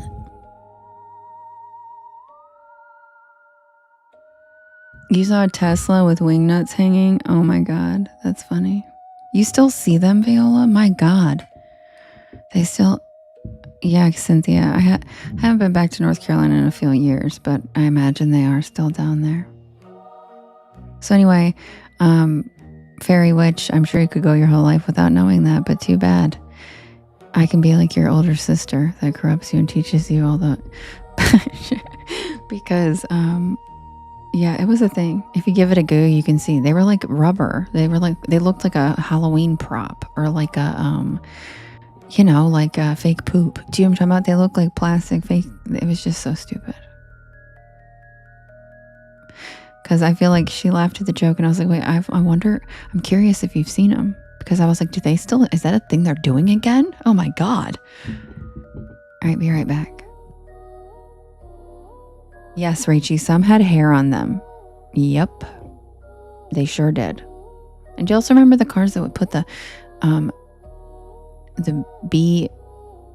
pew pew holes stickers on the side of their car? Why are you going to pretend like your car was pew pewed? Like, my God. Like trash, dude, just trash.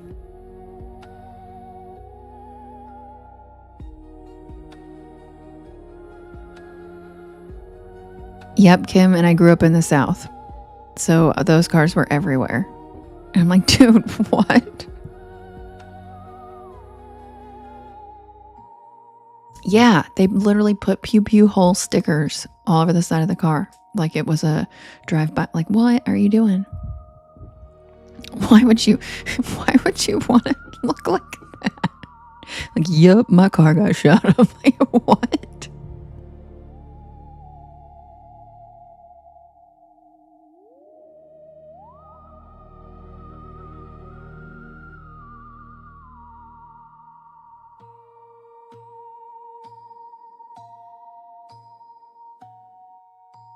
Wait, Tina, in the Midwest, they put meatball stickers on their cars?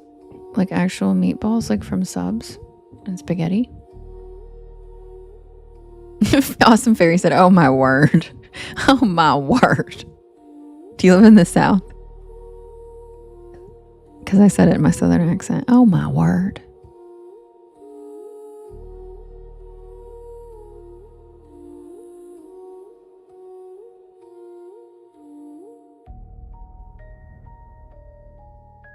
New Jersey. Oh, that's cute. Viola. Oh my God. Lord, guys. All right. Keywords. Let's get some keywords. Woo, woo, woo. Exactly, sir. Lord Almighty. Well, I always say, I've stopped saying it now because my friends used to make fun of me in LA, but I used to be like, mercy. Mercy. What does he think he's doing? Mercy. What does he think he's doing? My friends would be like, oh, mercy. And so I kind of stopped doing that.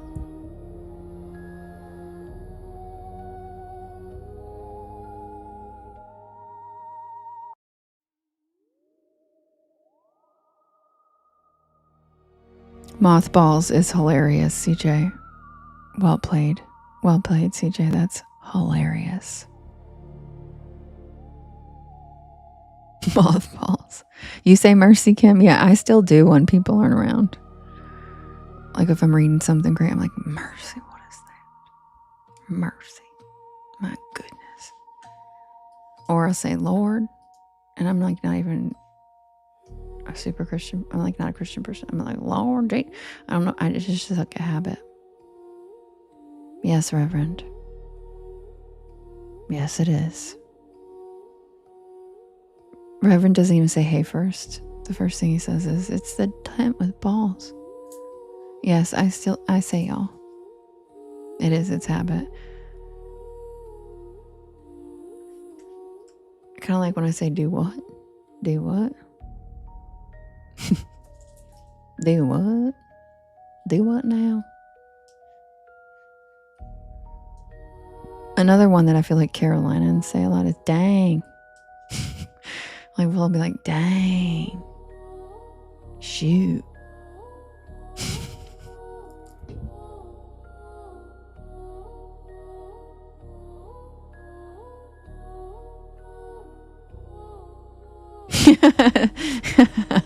Half pint.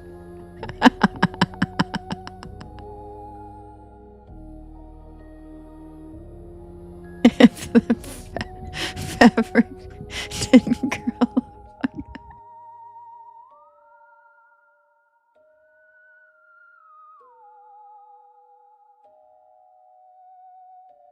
Dadgummit.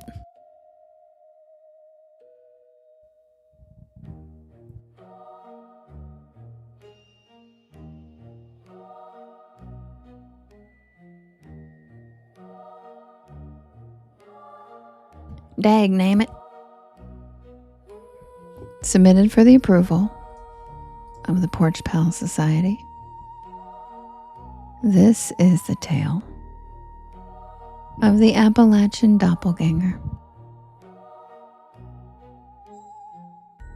The Appalachian Dagnaminator.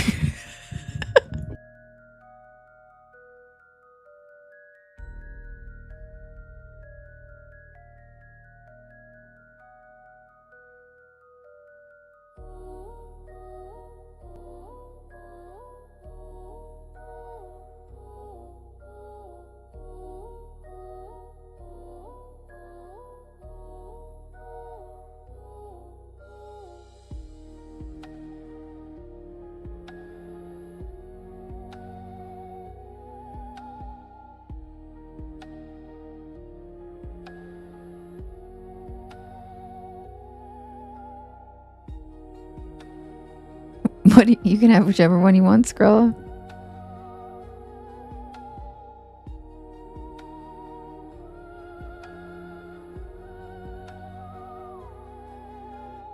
The Appalachian Mountains are a place of undeniable beauty. What in tarnation? Their peaks and valleys, stretching out like something from a painting. But They've always carried an undercurrent of something darker. A sense that they're alive in ways we can't quite understand.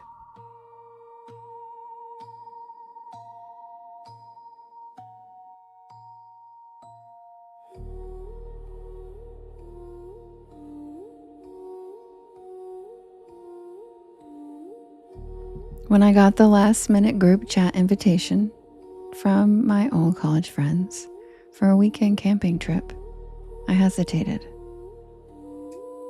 It wasn't like them to be so spur of the moment. Something about it felt odd. My intuition was trying to tell me something.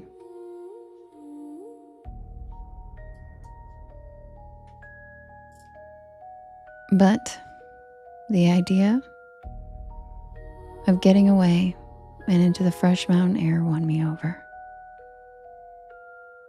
So I packed my gear, loaded up the car, and I hit the road eager to reconnect.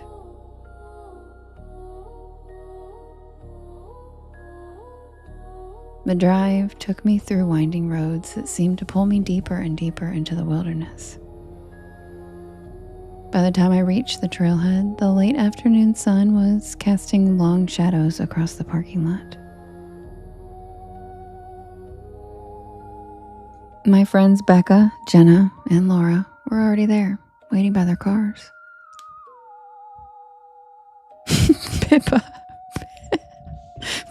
just came in and said, "That tent looks pitiful."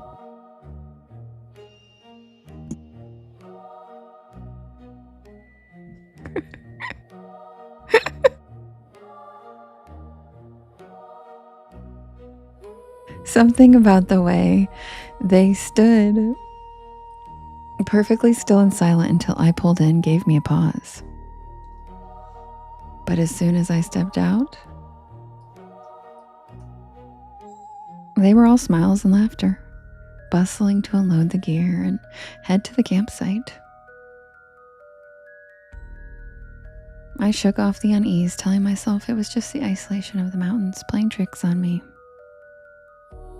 The hike to the campsite was uneventful at first, though the trail was unusually silent. There were no birds, no rustling leaves, just the crunch of boots on the dirt path.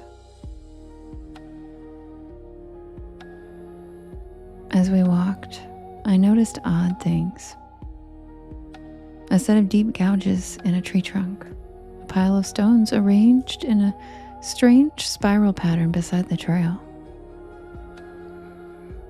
I pointed them out, but my friends shrugged them off. Their enthusiasm was unshaken. The campsite was about 3 miles in, tucked into a clearing surrounded by towering pines. It should have been picturesque, but something about it felt wrong. Scroll.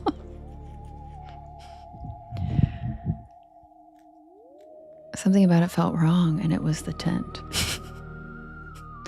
The ground was bare, as if nothing had grown there for years, and the air was heavy with a metallic smell. My friends didn't seem to notice, and they chatted away as they set up their tents.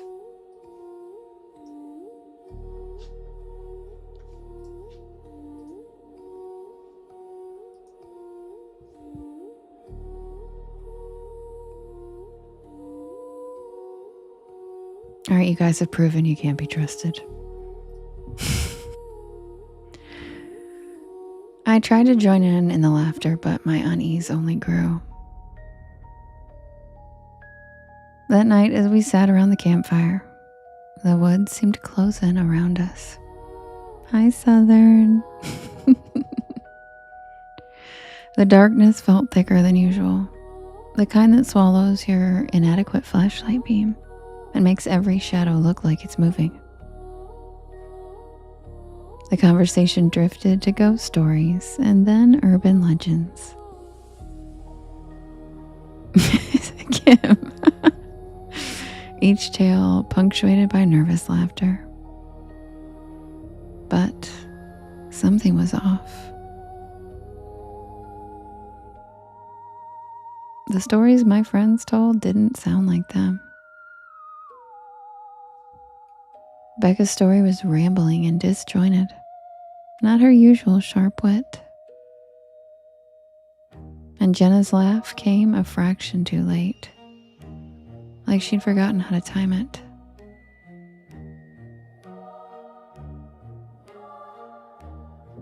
And Laura, the most grounded of us all, stared into the fire with an intensity that made my skin crawl.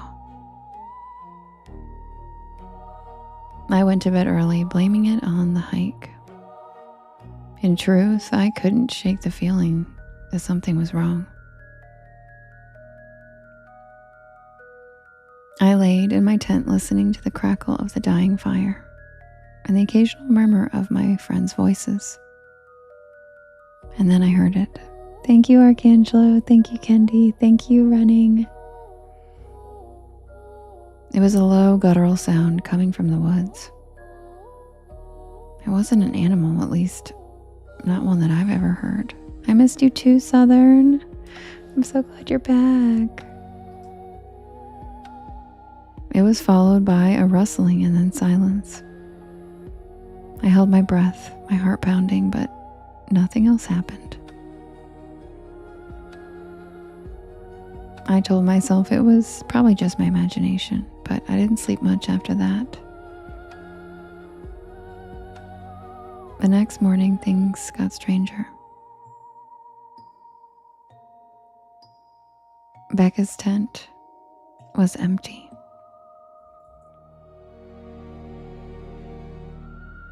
Her sleeping bag was neatly rolled up inside. And when I asked where she'd gone, Jenna and Laura stared at me blankly as if they didn't understand the question.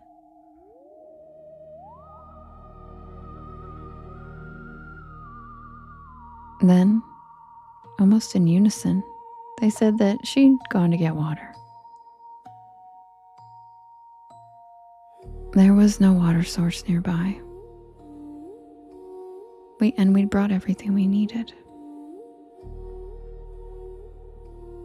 I offered to go look for her, but they waved me off, saying that she'd be back soon. The nonchalant tone of their voices did not match the situation. Why did they let our friend go off into the woods alone? So I decided to take a short walk to clear my head, hoping the fresh air would help, since we were all splitting up. And as I wandered, I came across something that stopped me dead in my tracks. Thank you, Ghost. Thank you, Swifty. A pile of bones picked clean and arranged in a circle. They looked too large to be from an animal, but I wouldn't let myself think about the alternative. Thank you so much, Swifty. Thank you, She-Wolf. The metallic smell from the night before was stronger here, making my stomach churn. I turned back for the campsite, but I quickened my pace with each step. When I returned, Jenna and Laura were sitting by the fire, eerily calm. And Becca's things were gone. Thank you, Running Wild. Thank you, Viola. And when I asked where she was, they acted like she had never been there. My pulse quickened as I scanned their faces, searching for some sign of the friends that I had known for years. But their expressions were blank and empty. I tried to hide my panic, forcing a laugh and saying that I wasn't feeling well and I think I needed to leave. And they didn't argue. They didn't even react. They just watched me as I packed up my gear, their eyes following me with unsettling precision. As I slung my pack over my shoulder and I turned to leave, Jenna said something that made me freeze. You shouldn't have come here. Her eyes were wrong. They were too dark, like the pupil had swallowed the iris entirely. I didn't even respond. I just turned around and walked. My steps quickened as I put distance between myself and the campsite. But I couldn't shake the feeling that I was still being watched. The woods seemed different now, the trees closer together and the path harder to follow. I stumbled more than once. My unease was growing with every step. I just wanted to get back to the car. And then I heard it. That guttural sound from the night before, closer this time. It was followed by heavy footsteps crashing through the underbrush. Whatever it was following me.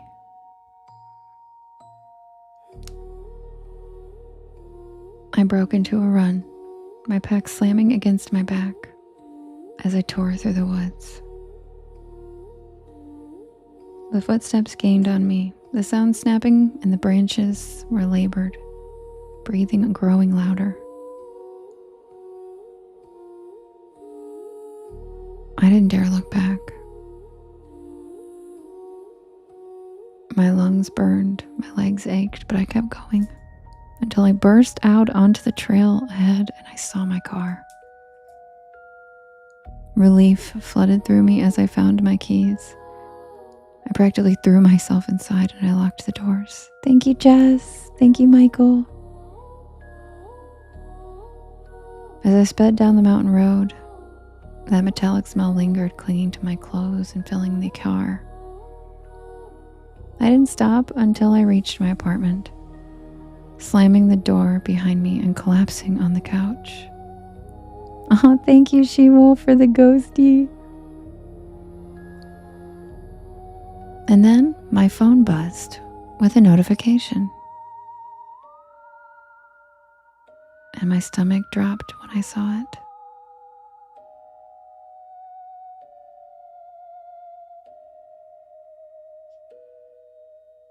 It was the group chat, and the message was simple. Are you almost here? We're waiting by the trailhead.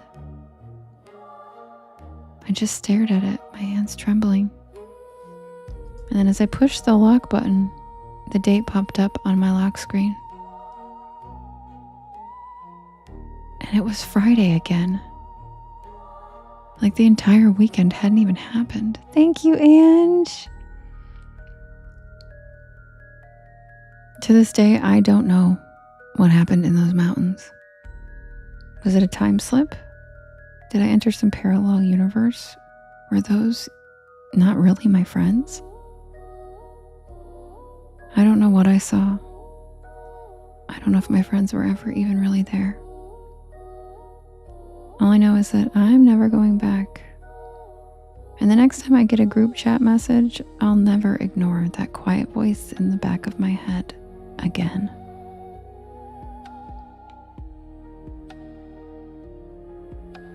And that's the tale of the Appalachian doppelgangers.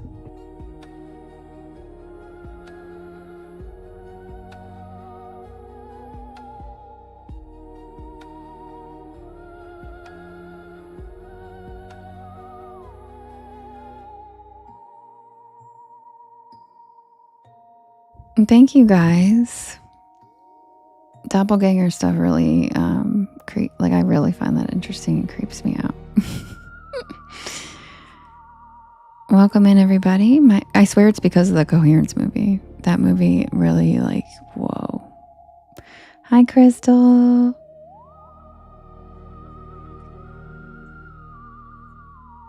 All right, you guys, welcome in. My name is Devin, and this is Porch Lore, and I tell spooky bedtime stories to help you relax your nervous system and fall asleep. And I'm here every single night at 10 p.m. Eastern Standard Time until about 1 in the morning.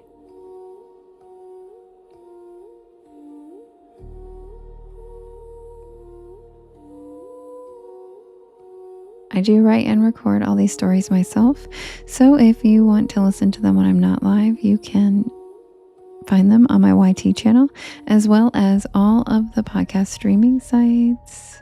Just look for Porch Lore and you will find me. I also have all of the links in my bio.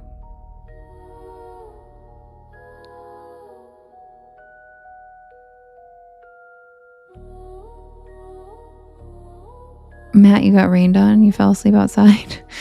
I hope I got a puzzle piece. Hold on.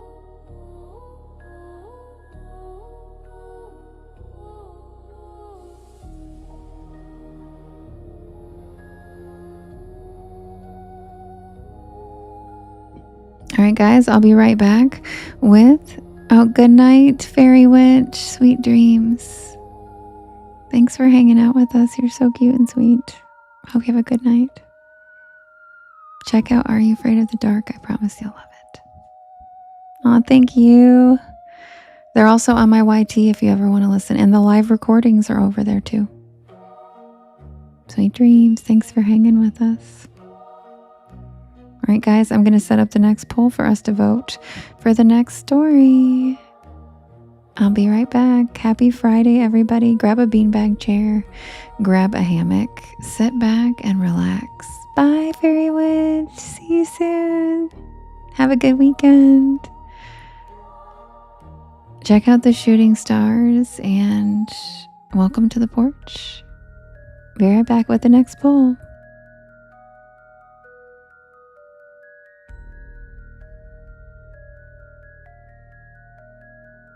Anna, there's a couple of them.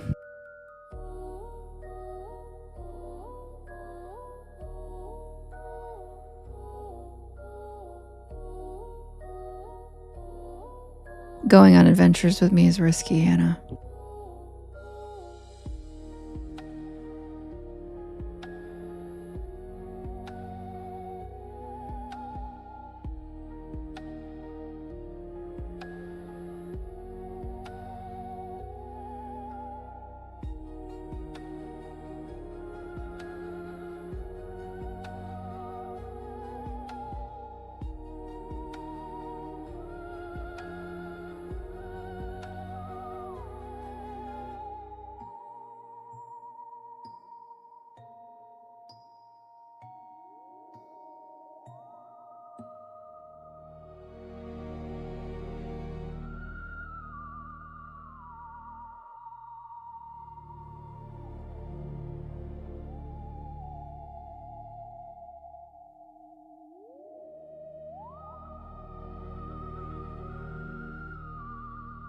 Spearfinger has my friend from high school in it, but the two where the people disappear are not college or high school friends. So I'm not sure, maybe you're mixing two together. And sent a super fan box, you guys. Aw, Ange, thanks.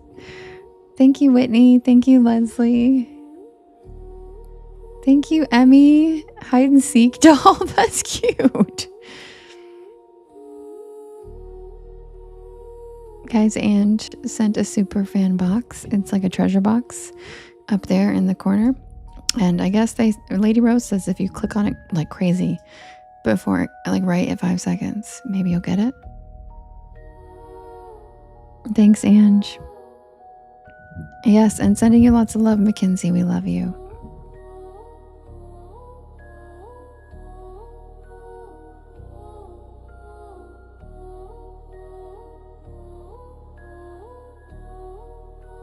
By the way, guys, this week's story features somebody. It features a porch pal. I'm not going to say who it is, but they're here right now.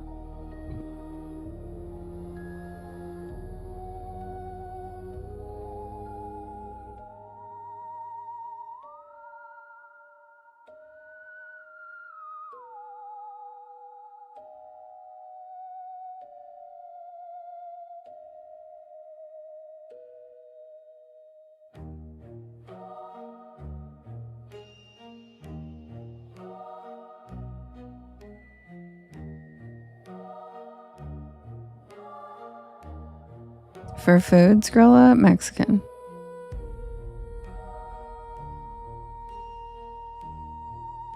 I did. I said Mexican food.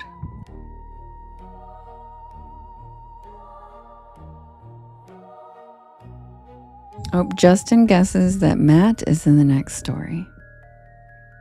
Anybody else have any guesses? It's a porch bell who is here right now.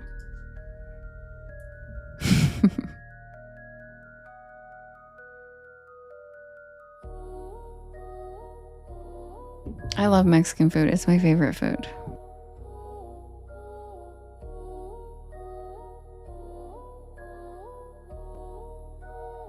Oh, don't worry. Justin's getting his time too. He just has to send me some Canada folklore that I can put him into.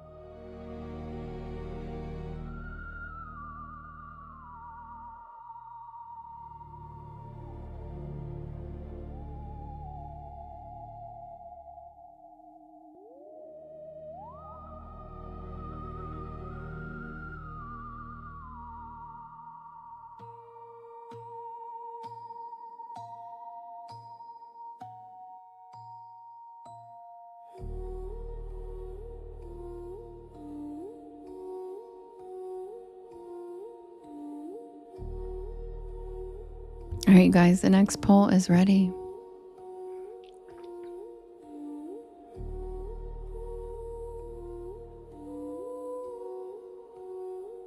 Oh, good, Shorty. I can't wait to hear him. Yeah, Jade's in all the stories. I don't know, Skrilla, is it? I don't think so. Yeah, the Egyptian food was so good, Ange. Ange and I ate at an Egyptian restaurant a couple weeks ago, and it was like insanely good. Like, I had no idea Egyptian food was so fire. It was just, oh my God. We should go back there, Ange. Let's go back.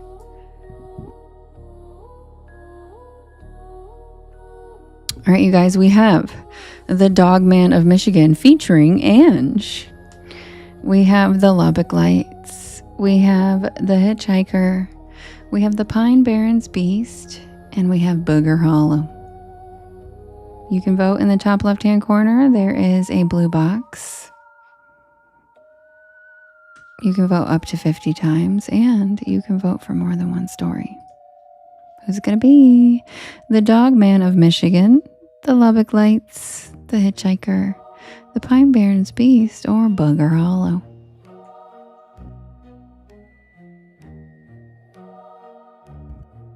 Yes, and for sure, me too. Go-karts, yes, all of it. Egyptian food, shoving our faces in go-karts. Maybe go-karts and then shoving our faces because we don't like throw up on the go-karts. Oh my gosh. Okay, Anna. Totally. I would love that.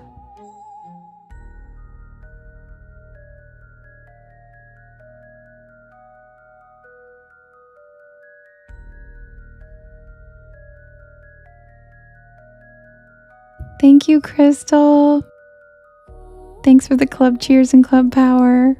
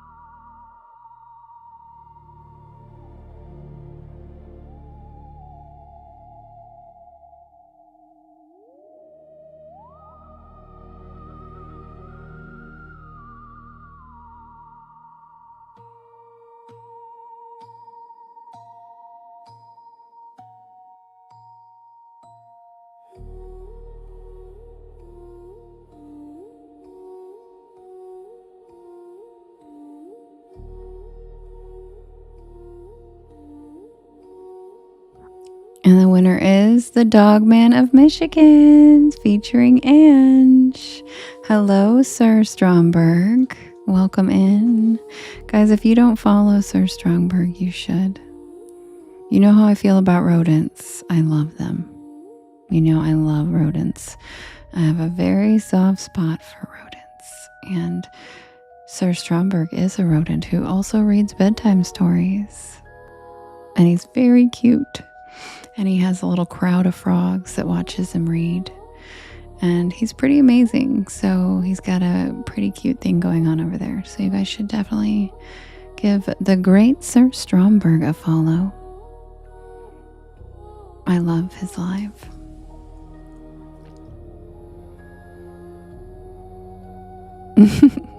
I can like hear you saying that in your cute little mouse voice. Or rat voice. He's so cute. Yeah, I do. I love him. You guys know how I feel about rodents and puppets. So like the combo is just got me. You got me. I saw it in my page, my FYP one day, and I was like, yep, that's made for me.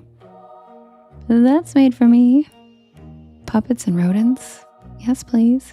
And weirdness and spookies and storytelling. Perfect.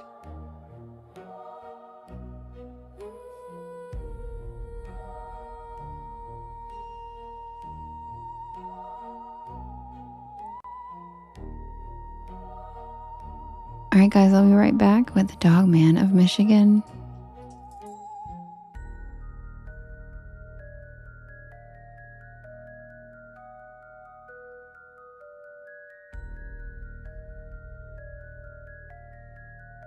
Yes, friends for life, Sir Stromberg. Friends for life.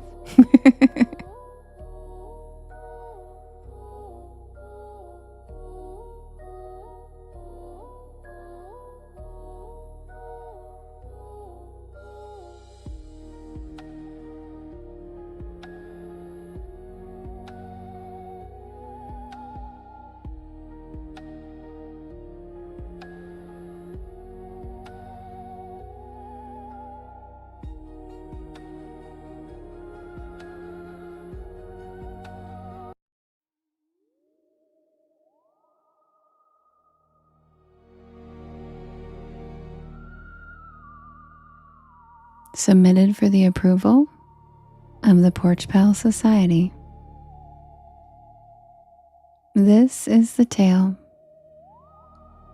of the Dogman of Michigan.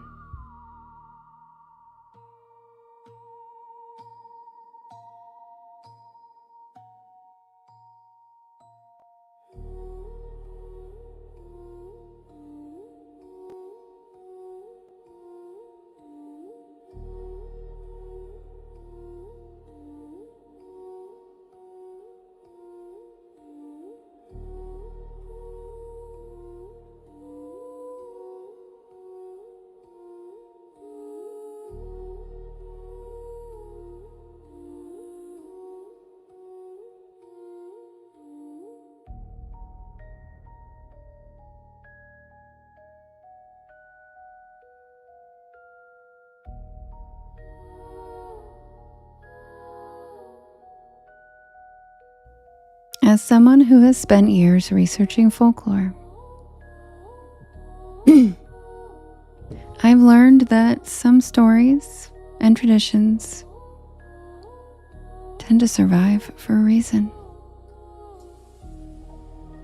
Sometimes the reason is cultural, sometimes historical, and sometimes it's psychological.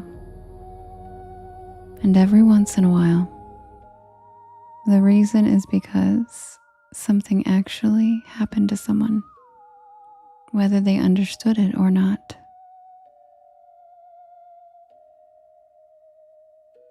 This summer, I decided to drive up to Michigan to spend a long weekend with my friend Ange. Ange and I met on TikTok through our mutual interest in folklore and the unexplained. She's lived in Michigan all her life, and she knew the state's forests far better than I did. She also knew exactly how to get me interested in a road trip. Yeah, it's you. A couple weeks before, she had sent me a message containing nothing more than a photograph. The image showed an old newspaper clipping and the headline read, "Local hunter reports encounter with upright canine." Thank you, She-Wolf. The article itself was from the 1960s. Ange had found it while researching Michigan folklore to help me with story ideas.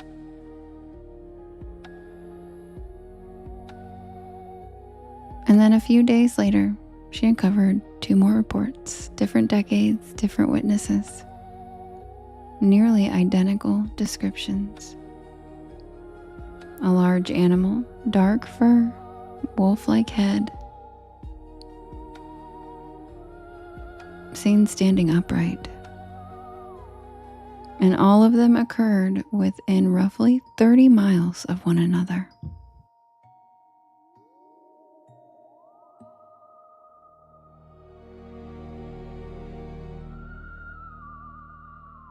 Most people are familiar with the Michigan Dogman because of the famous radio song that popularized the legend in the late 1980s. But what interested me was everything that came before. The older reports, the ones recorded before the creature became ingrained in Michigan folklore. Because witnesses from the 1930s, 50s, and 60s couldn't have been influenced by a modern legend they had never heard. Yet they all described remarkably similar encounters. And that was enough to get my attention. The plan was simple. I'd spend a weekend with Ange roaming around the mitten. We'd film some material for some porch lore content, visit a few historical locations, talk to locals, and get some local oral history and folklore recorded. Maybe we gather enough information for an interesting story, nothing more. Neither of us expected to become part of the story ourselves.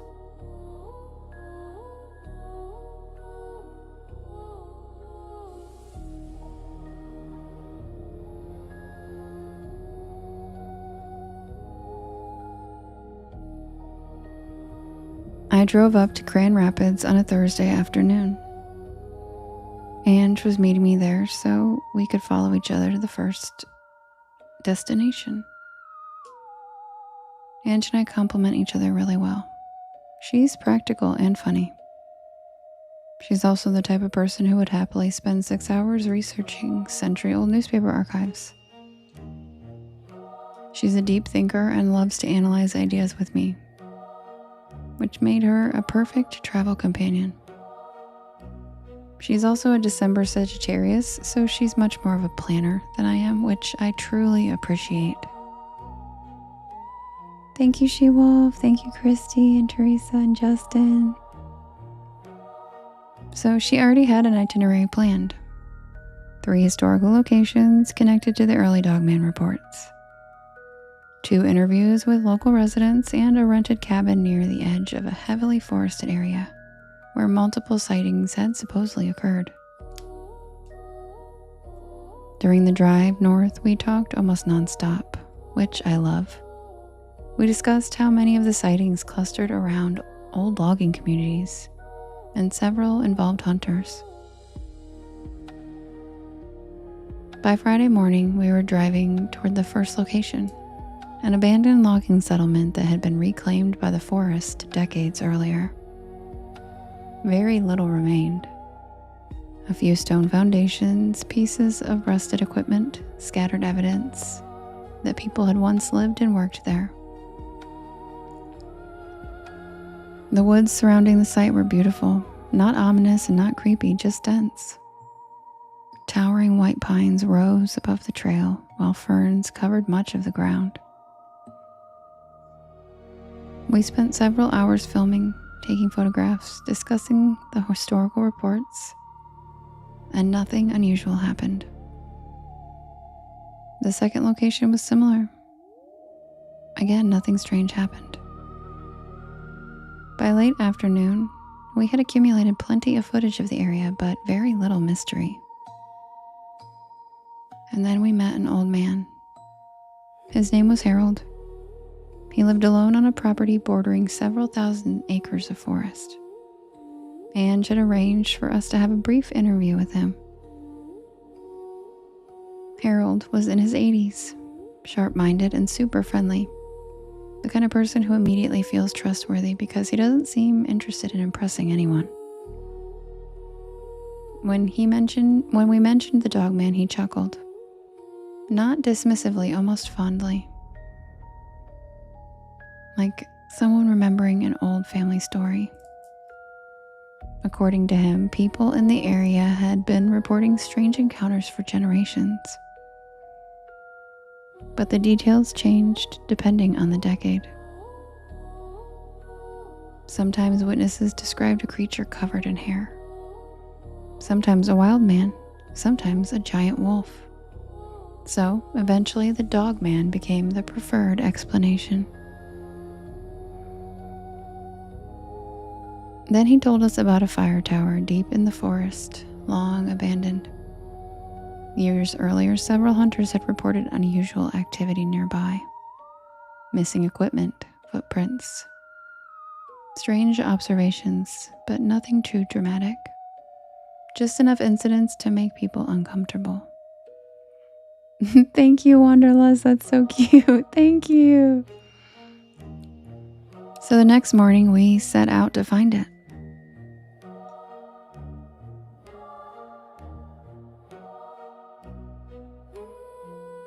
The hike took nearly 3 hours. Most of the route followed old service roads that hadn't been maintained in years.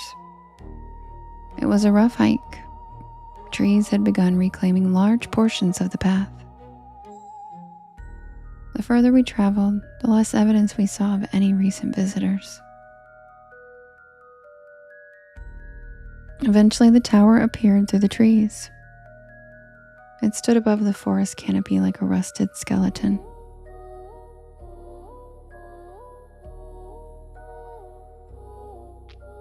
It was much older looking than I expected. The stairs remained intact, but they looked questionable. Ange took one look at them and announced that she wasn't climbing that thing. And I'm scared of heights, so there was no way I was going up that rickety old thing. We spent nearly an hour filming around the structure. And again, nothing unusual happened. Except the fact that one of my backpack straps broke, and I had to try to shove as much as I could into my crossbody bag. I left my backpack at the tower. I would grab it on our walk back to the car. And then Ange found the first footprint.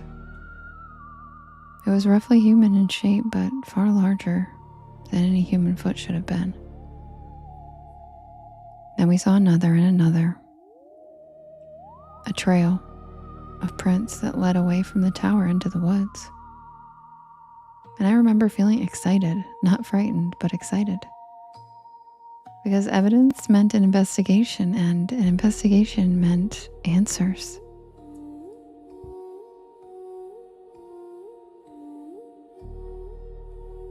So we followed the tracks.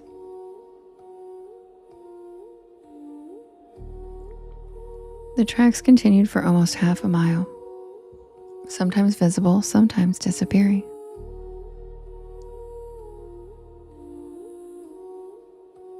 We continued deeper into what seemed like a forest of endless trees. And then we finally found a clearing. The center contained a structure, not a building, not a cabin. It was a platform constructed from logs. It looked decades old, perhaps older. And then we noticed what surrounded it. Objects, hundreds of them. Rusted lanterns, tools, buttons, pieces of camping gear, old bottles. a broken compass, a hunting knife, scattered items from different decades. Some seemed very old, while others looked relatively modern. It didn't look like a campsite. This looked like a collection. People didn't accidentally leave this much behind all in this one area. Someone or something had gathered this stuff for years, maybe even generations. And then my jaw dropped as I noticed my backpack, the one that I had just left near the tower 40 minutes earlier. It sat atop the platform with its broken strap perfectly centered. Neither of us moved.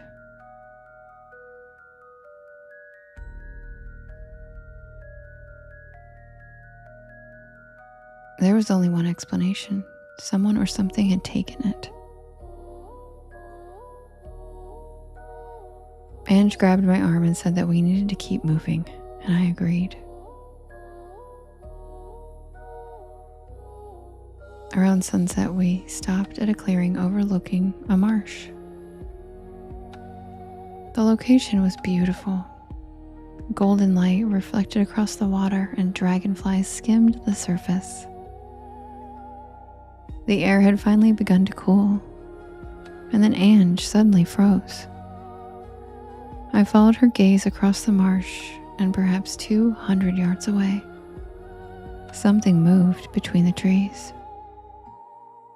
At first I thought it was a bear. Michigan does have black bears.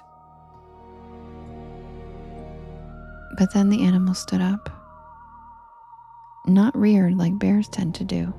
It stood like a person rising from a chair. The creature remained partially obscured by vegetation, but I could clearly see the silhouette, and it was tall. The distance made details impossible, yet every instinct in my body reacted immediately that this was a predator. And then it turned and walked behind a stand of trees, and it vanished. Angela lowered her binoculars, and neither of us spoke. We just stared at each other with our mouths wide open in awe.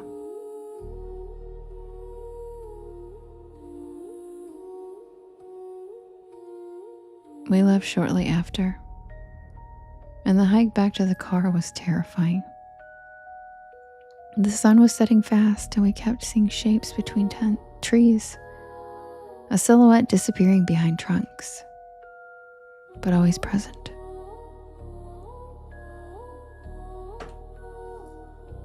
I don't know what we encountered in those woods. Maybe it was the dog man. Maybe it was something else entirely. But I can't stop thinking about the collection we found, the decades of objects gathered in the forest. Because that suggests intent, curiosity, intelligence. Not some random animal, not some mindless predator. Something that watched people, something that learned about them, and something that kept pieces of them. Something that has been studying us humans for a very long time. And that's the tale of the Dog Man of Michigan.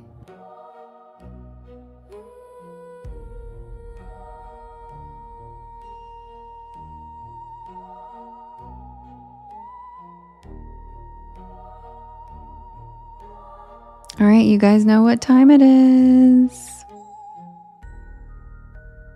It's grilled cheese time. Happy 4th of July, everybody. I'll be right back with the night shift at Sycamore Diner.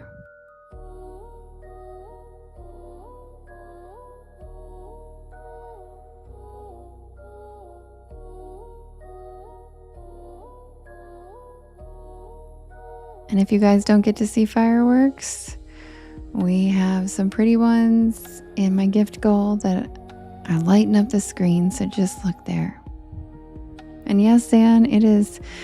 If you like grilled cheese, I highly suggest making one because you will crave one by the end. Thank you, Justin.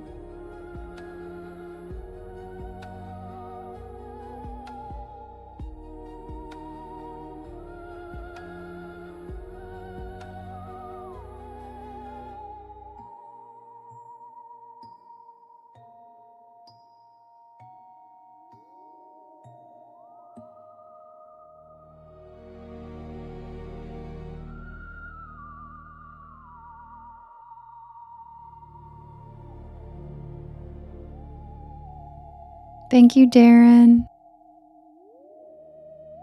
Yes, Zan, you should totally go make one. They're so delicious, and you're going to crave it by the end of the story for sure.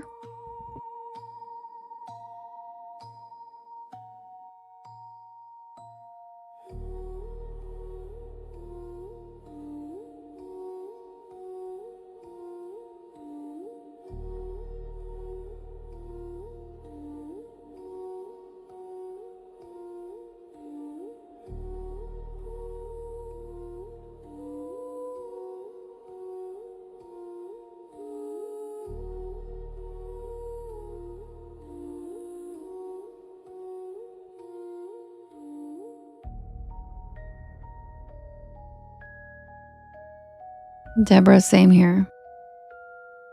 Ooh, yum, Rachie. What are you gonna get? Try the new quesadilla burrito wrap or whatever the hell it's called. It's really good.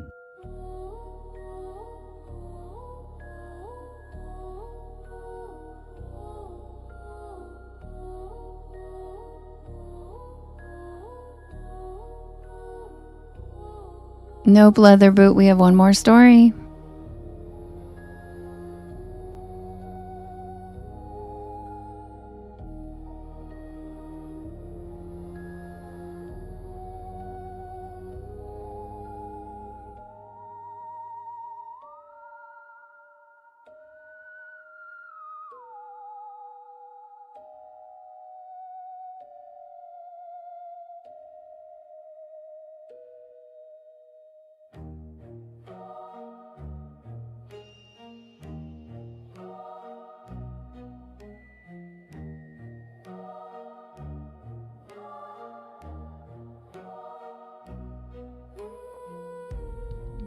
Hi, Rhyme.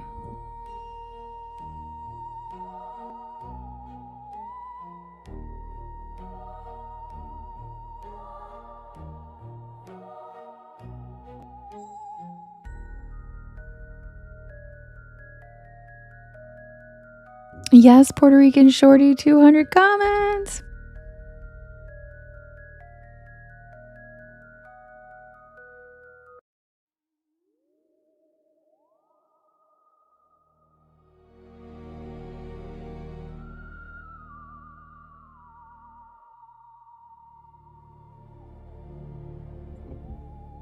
Submitted for the approval of the Porch Pal Society.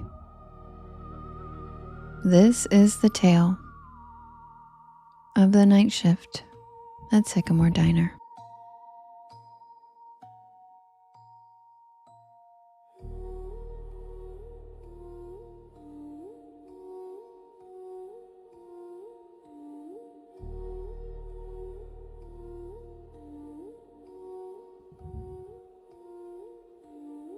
I'm not usually the kind of person who pulls over on back roads at night. Not unless I absolutely have to. But that night, something about the storm, the long drive, and that growling pit in my stomach convinced me otherwise. I was hungry. It was late October, and I was headed back to campus after a weekend visit with my friends in North Carolina. I had a midterm on Monday, and my plan had been to drive straight through. 5 hours, no stops. But then came the rain. One of those cold, slanted, whispery rains that creeps into your bones and makes the windshield wipers sound like a heartbeat.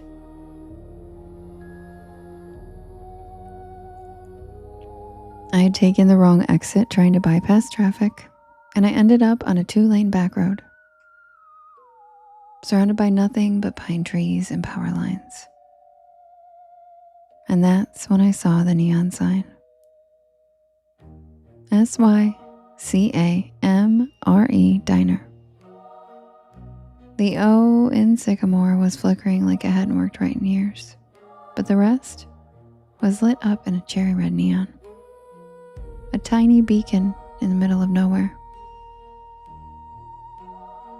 I figured I'd grab a quick bite, maybe some coffee, check my map, and get back on the highway. But I should have just kept driving.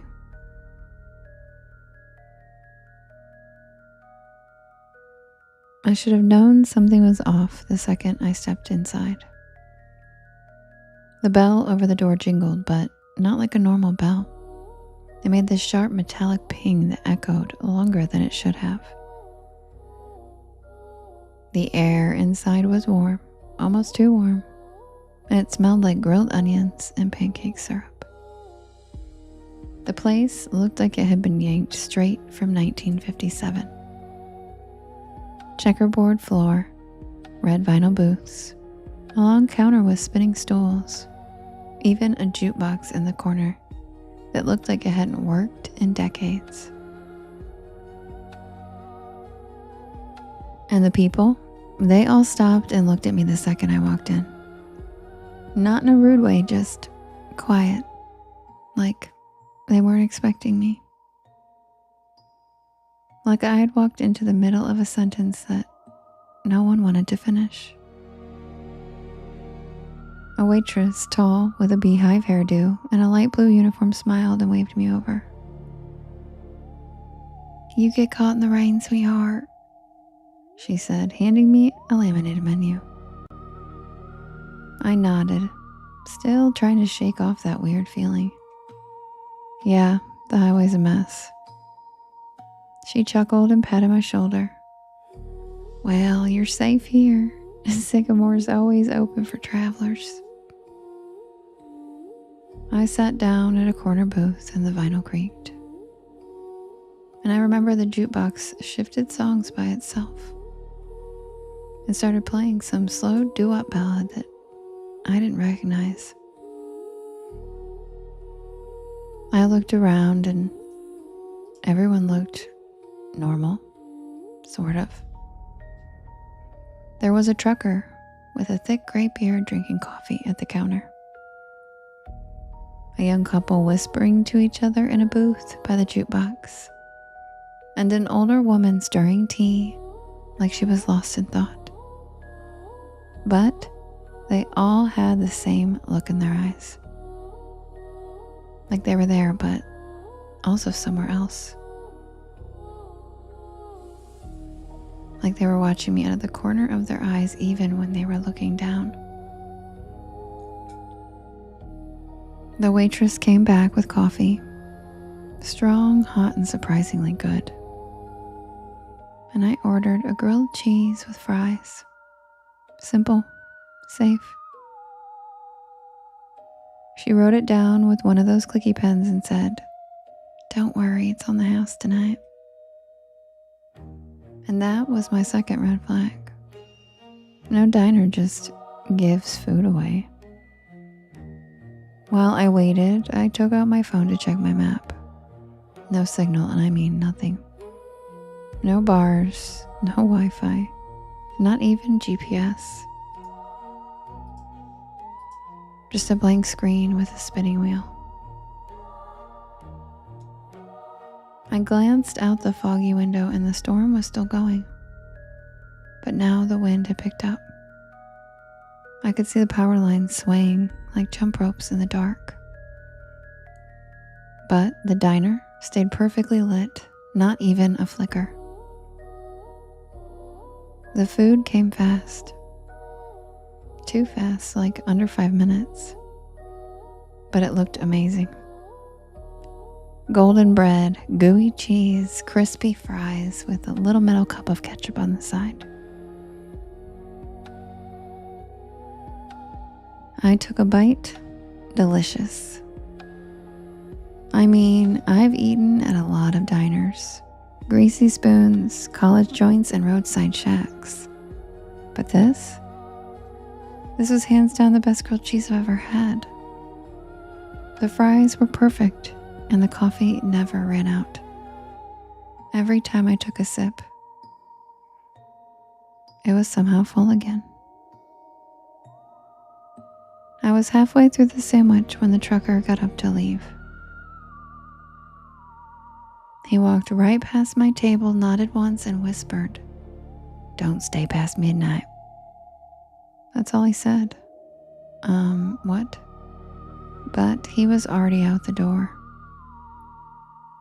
The waitress gave me a tight smile and walked over collecting his empty mug. Old Earl, he's always saying weird stuff, just ignore him. But I couldn't. Something about his voice stuck with me. Something about the way he looked at me. Not like I was a customer, but like I was in danger. I checked the clock over the register. 11:42. I figured I had just enough time to finish my fries, grab the check, and head out. I still had at least 3 hours left on the road. But when I stood up, the lights flickered. Just once, and then again. And then everything in the diner stopped moving. The couple by the jukebox froze mid-sentence. The woman with the tea stopped stirring, her spoon hanging in midair. The waitress, her hand reached out for a mug, just stopped.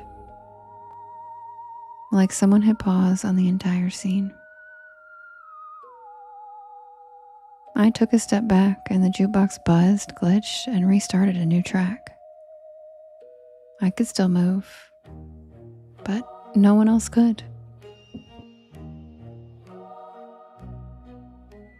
And then I heard it.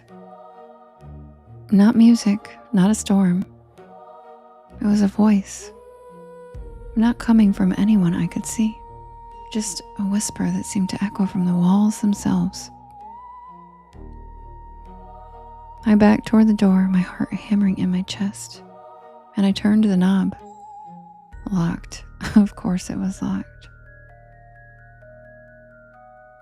I tried the windows, but they were sealed shut. I started banging on the glass and shouting, but no one was outside. Just the wind and the rain and that flickering red sign. SYCAMRE.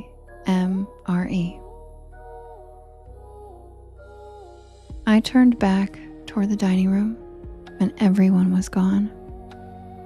Skrilla. The booths were empty, no plates, no crumbs, no mugs. No sign that anyone had ever even been there. Except for my plate. Still warm and still half-eaten. And then I saw the waitress. She was standing by the kitchen doors, her silhouette backlit by flickering fluorescent light. Her face was wrong. The same smile, but her eyes were empty, black and endless, like someone had painted over them.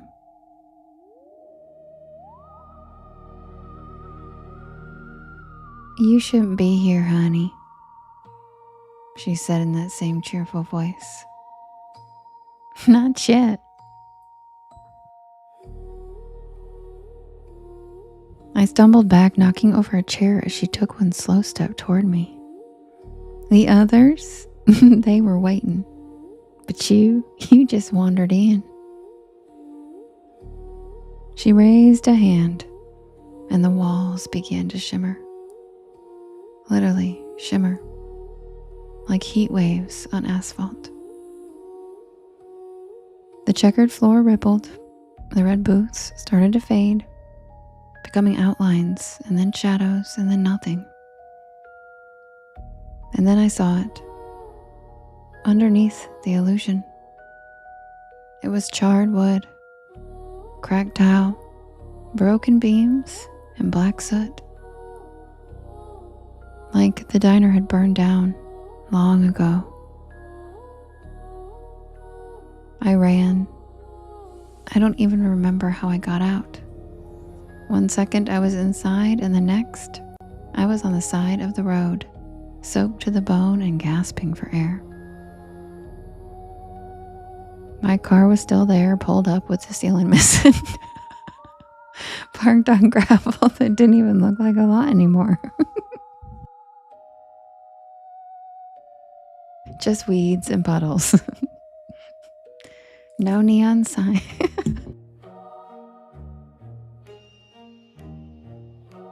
I tried so hard to squeeze it in without laughing, and I couldn't do it. I tried so hard. Okay. Damn it, I gotta work on that one. No neon sign. No glowing windows, just nothing. I drove back to campus that night in silence. No music. No Porch Lore podcast. I kept glancing in the rearview mirror, half expecting to see that red neon flicker back to life. I didn't tell anyone. Not for weeks. Not until I finally looked up Sycamore Diner on a local history site. And I found it. It burned to the ground in 1972. A gas leak. The whole place went up at midnight, and everyone inside was killed. 5 patrons, a waitress, and a cook. Thank you, Justin. Thank you, Susan, for the beautiful fireworks. The photo in the article. The same checkerboard floor, same neon sign, same red booths, and same neon sign. SYCAMORE.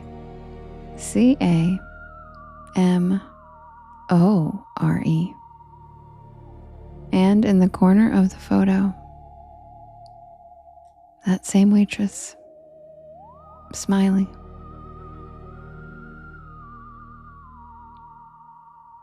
I never took that back road again. I don't even drive at night anymore if I can help it. Thank you, Jackson. And every time I see a neon diner sign, something in me flinches just a little. Because I know I was there.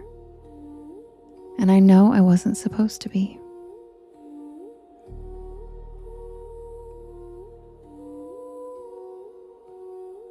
But the part that keeps me up sometimes, the part that really makes my stomach turn, that was the best damn grilled cheese I've ever had.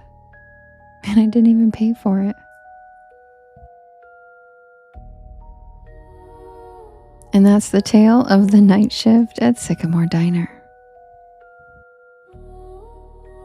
Thank you, Jackson. Thank you for helping me with my goal.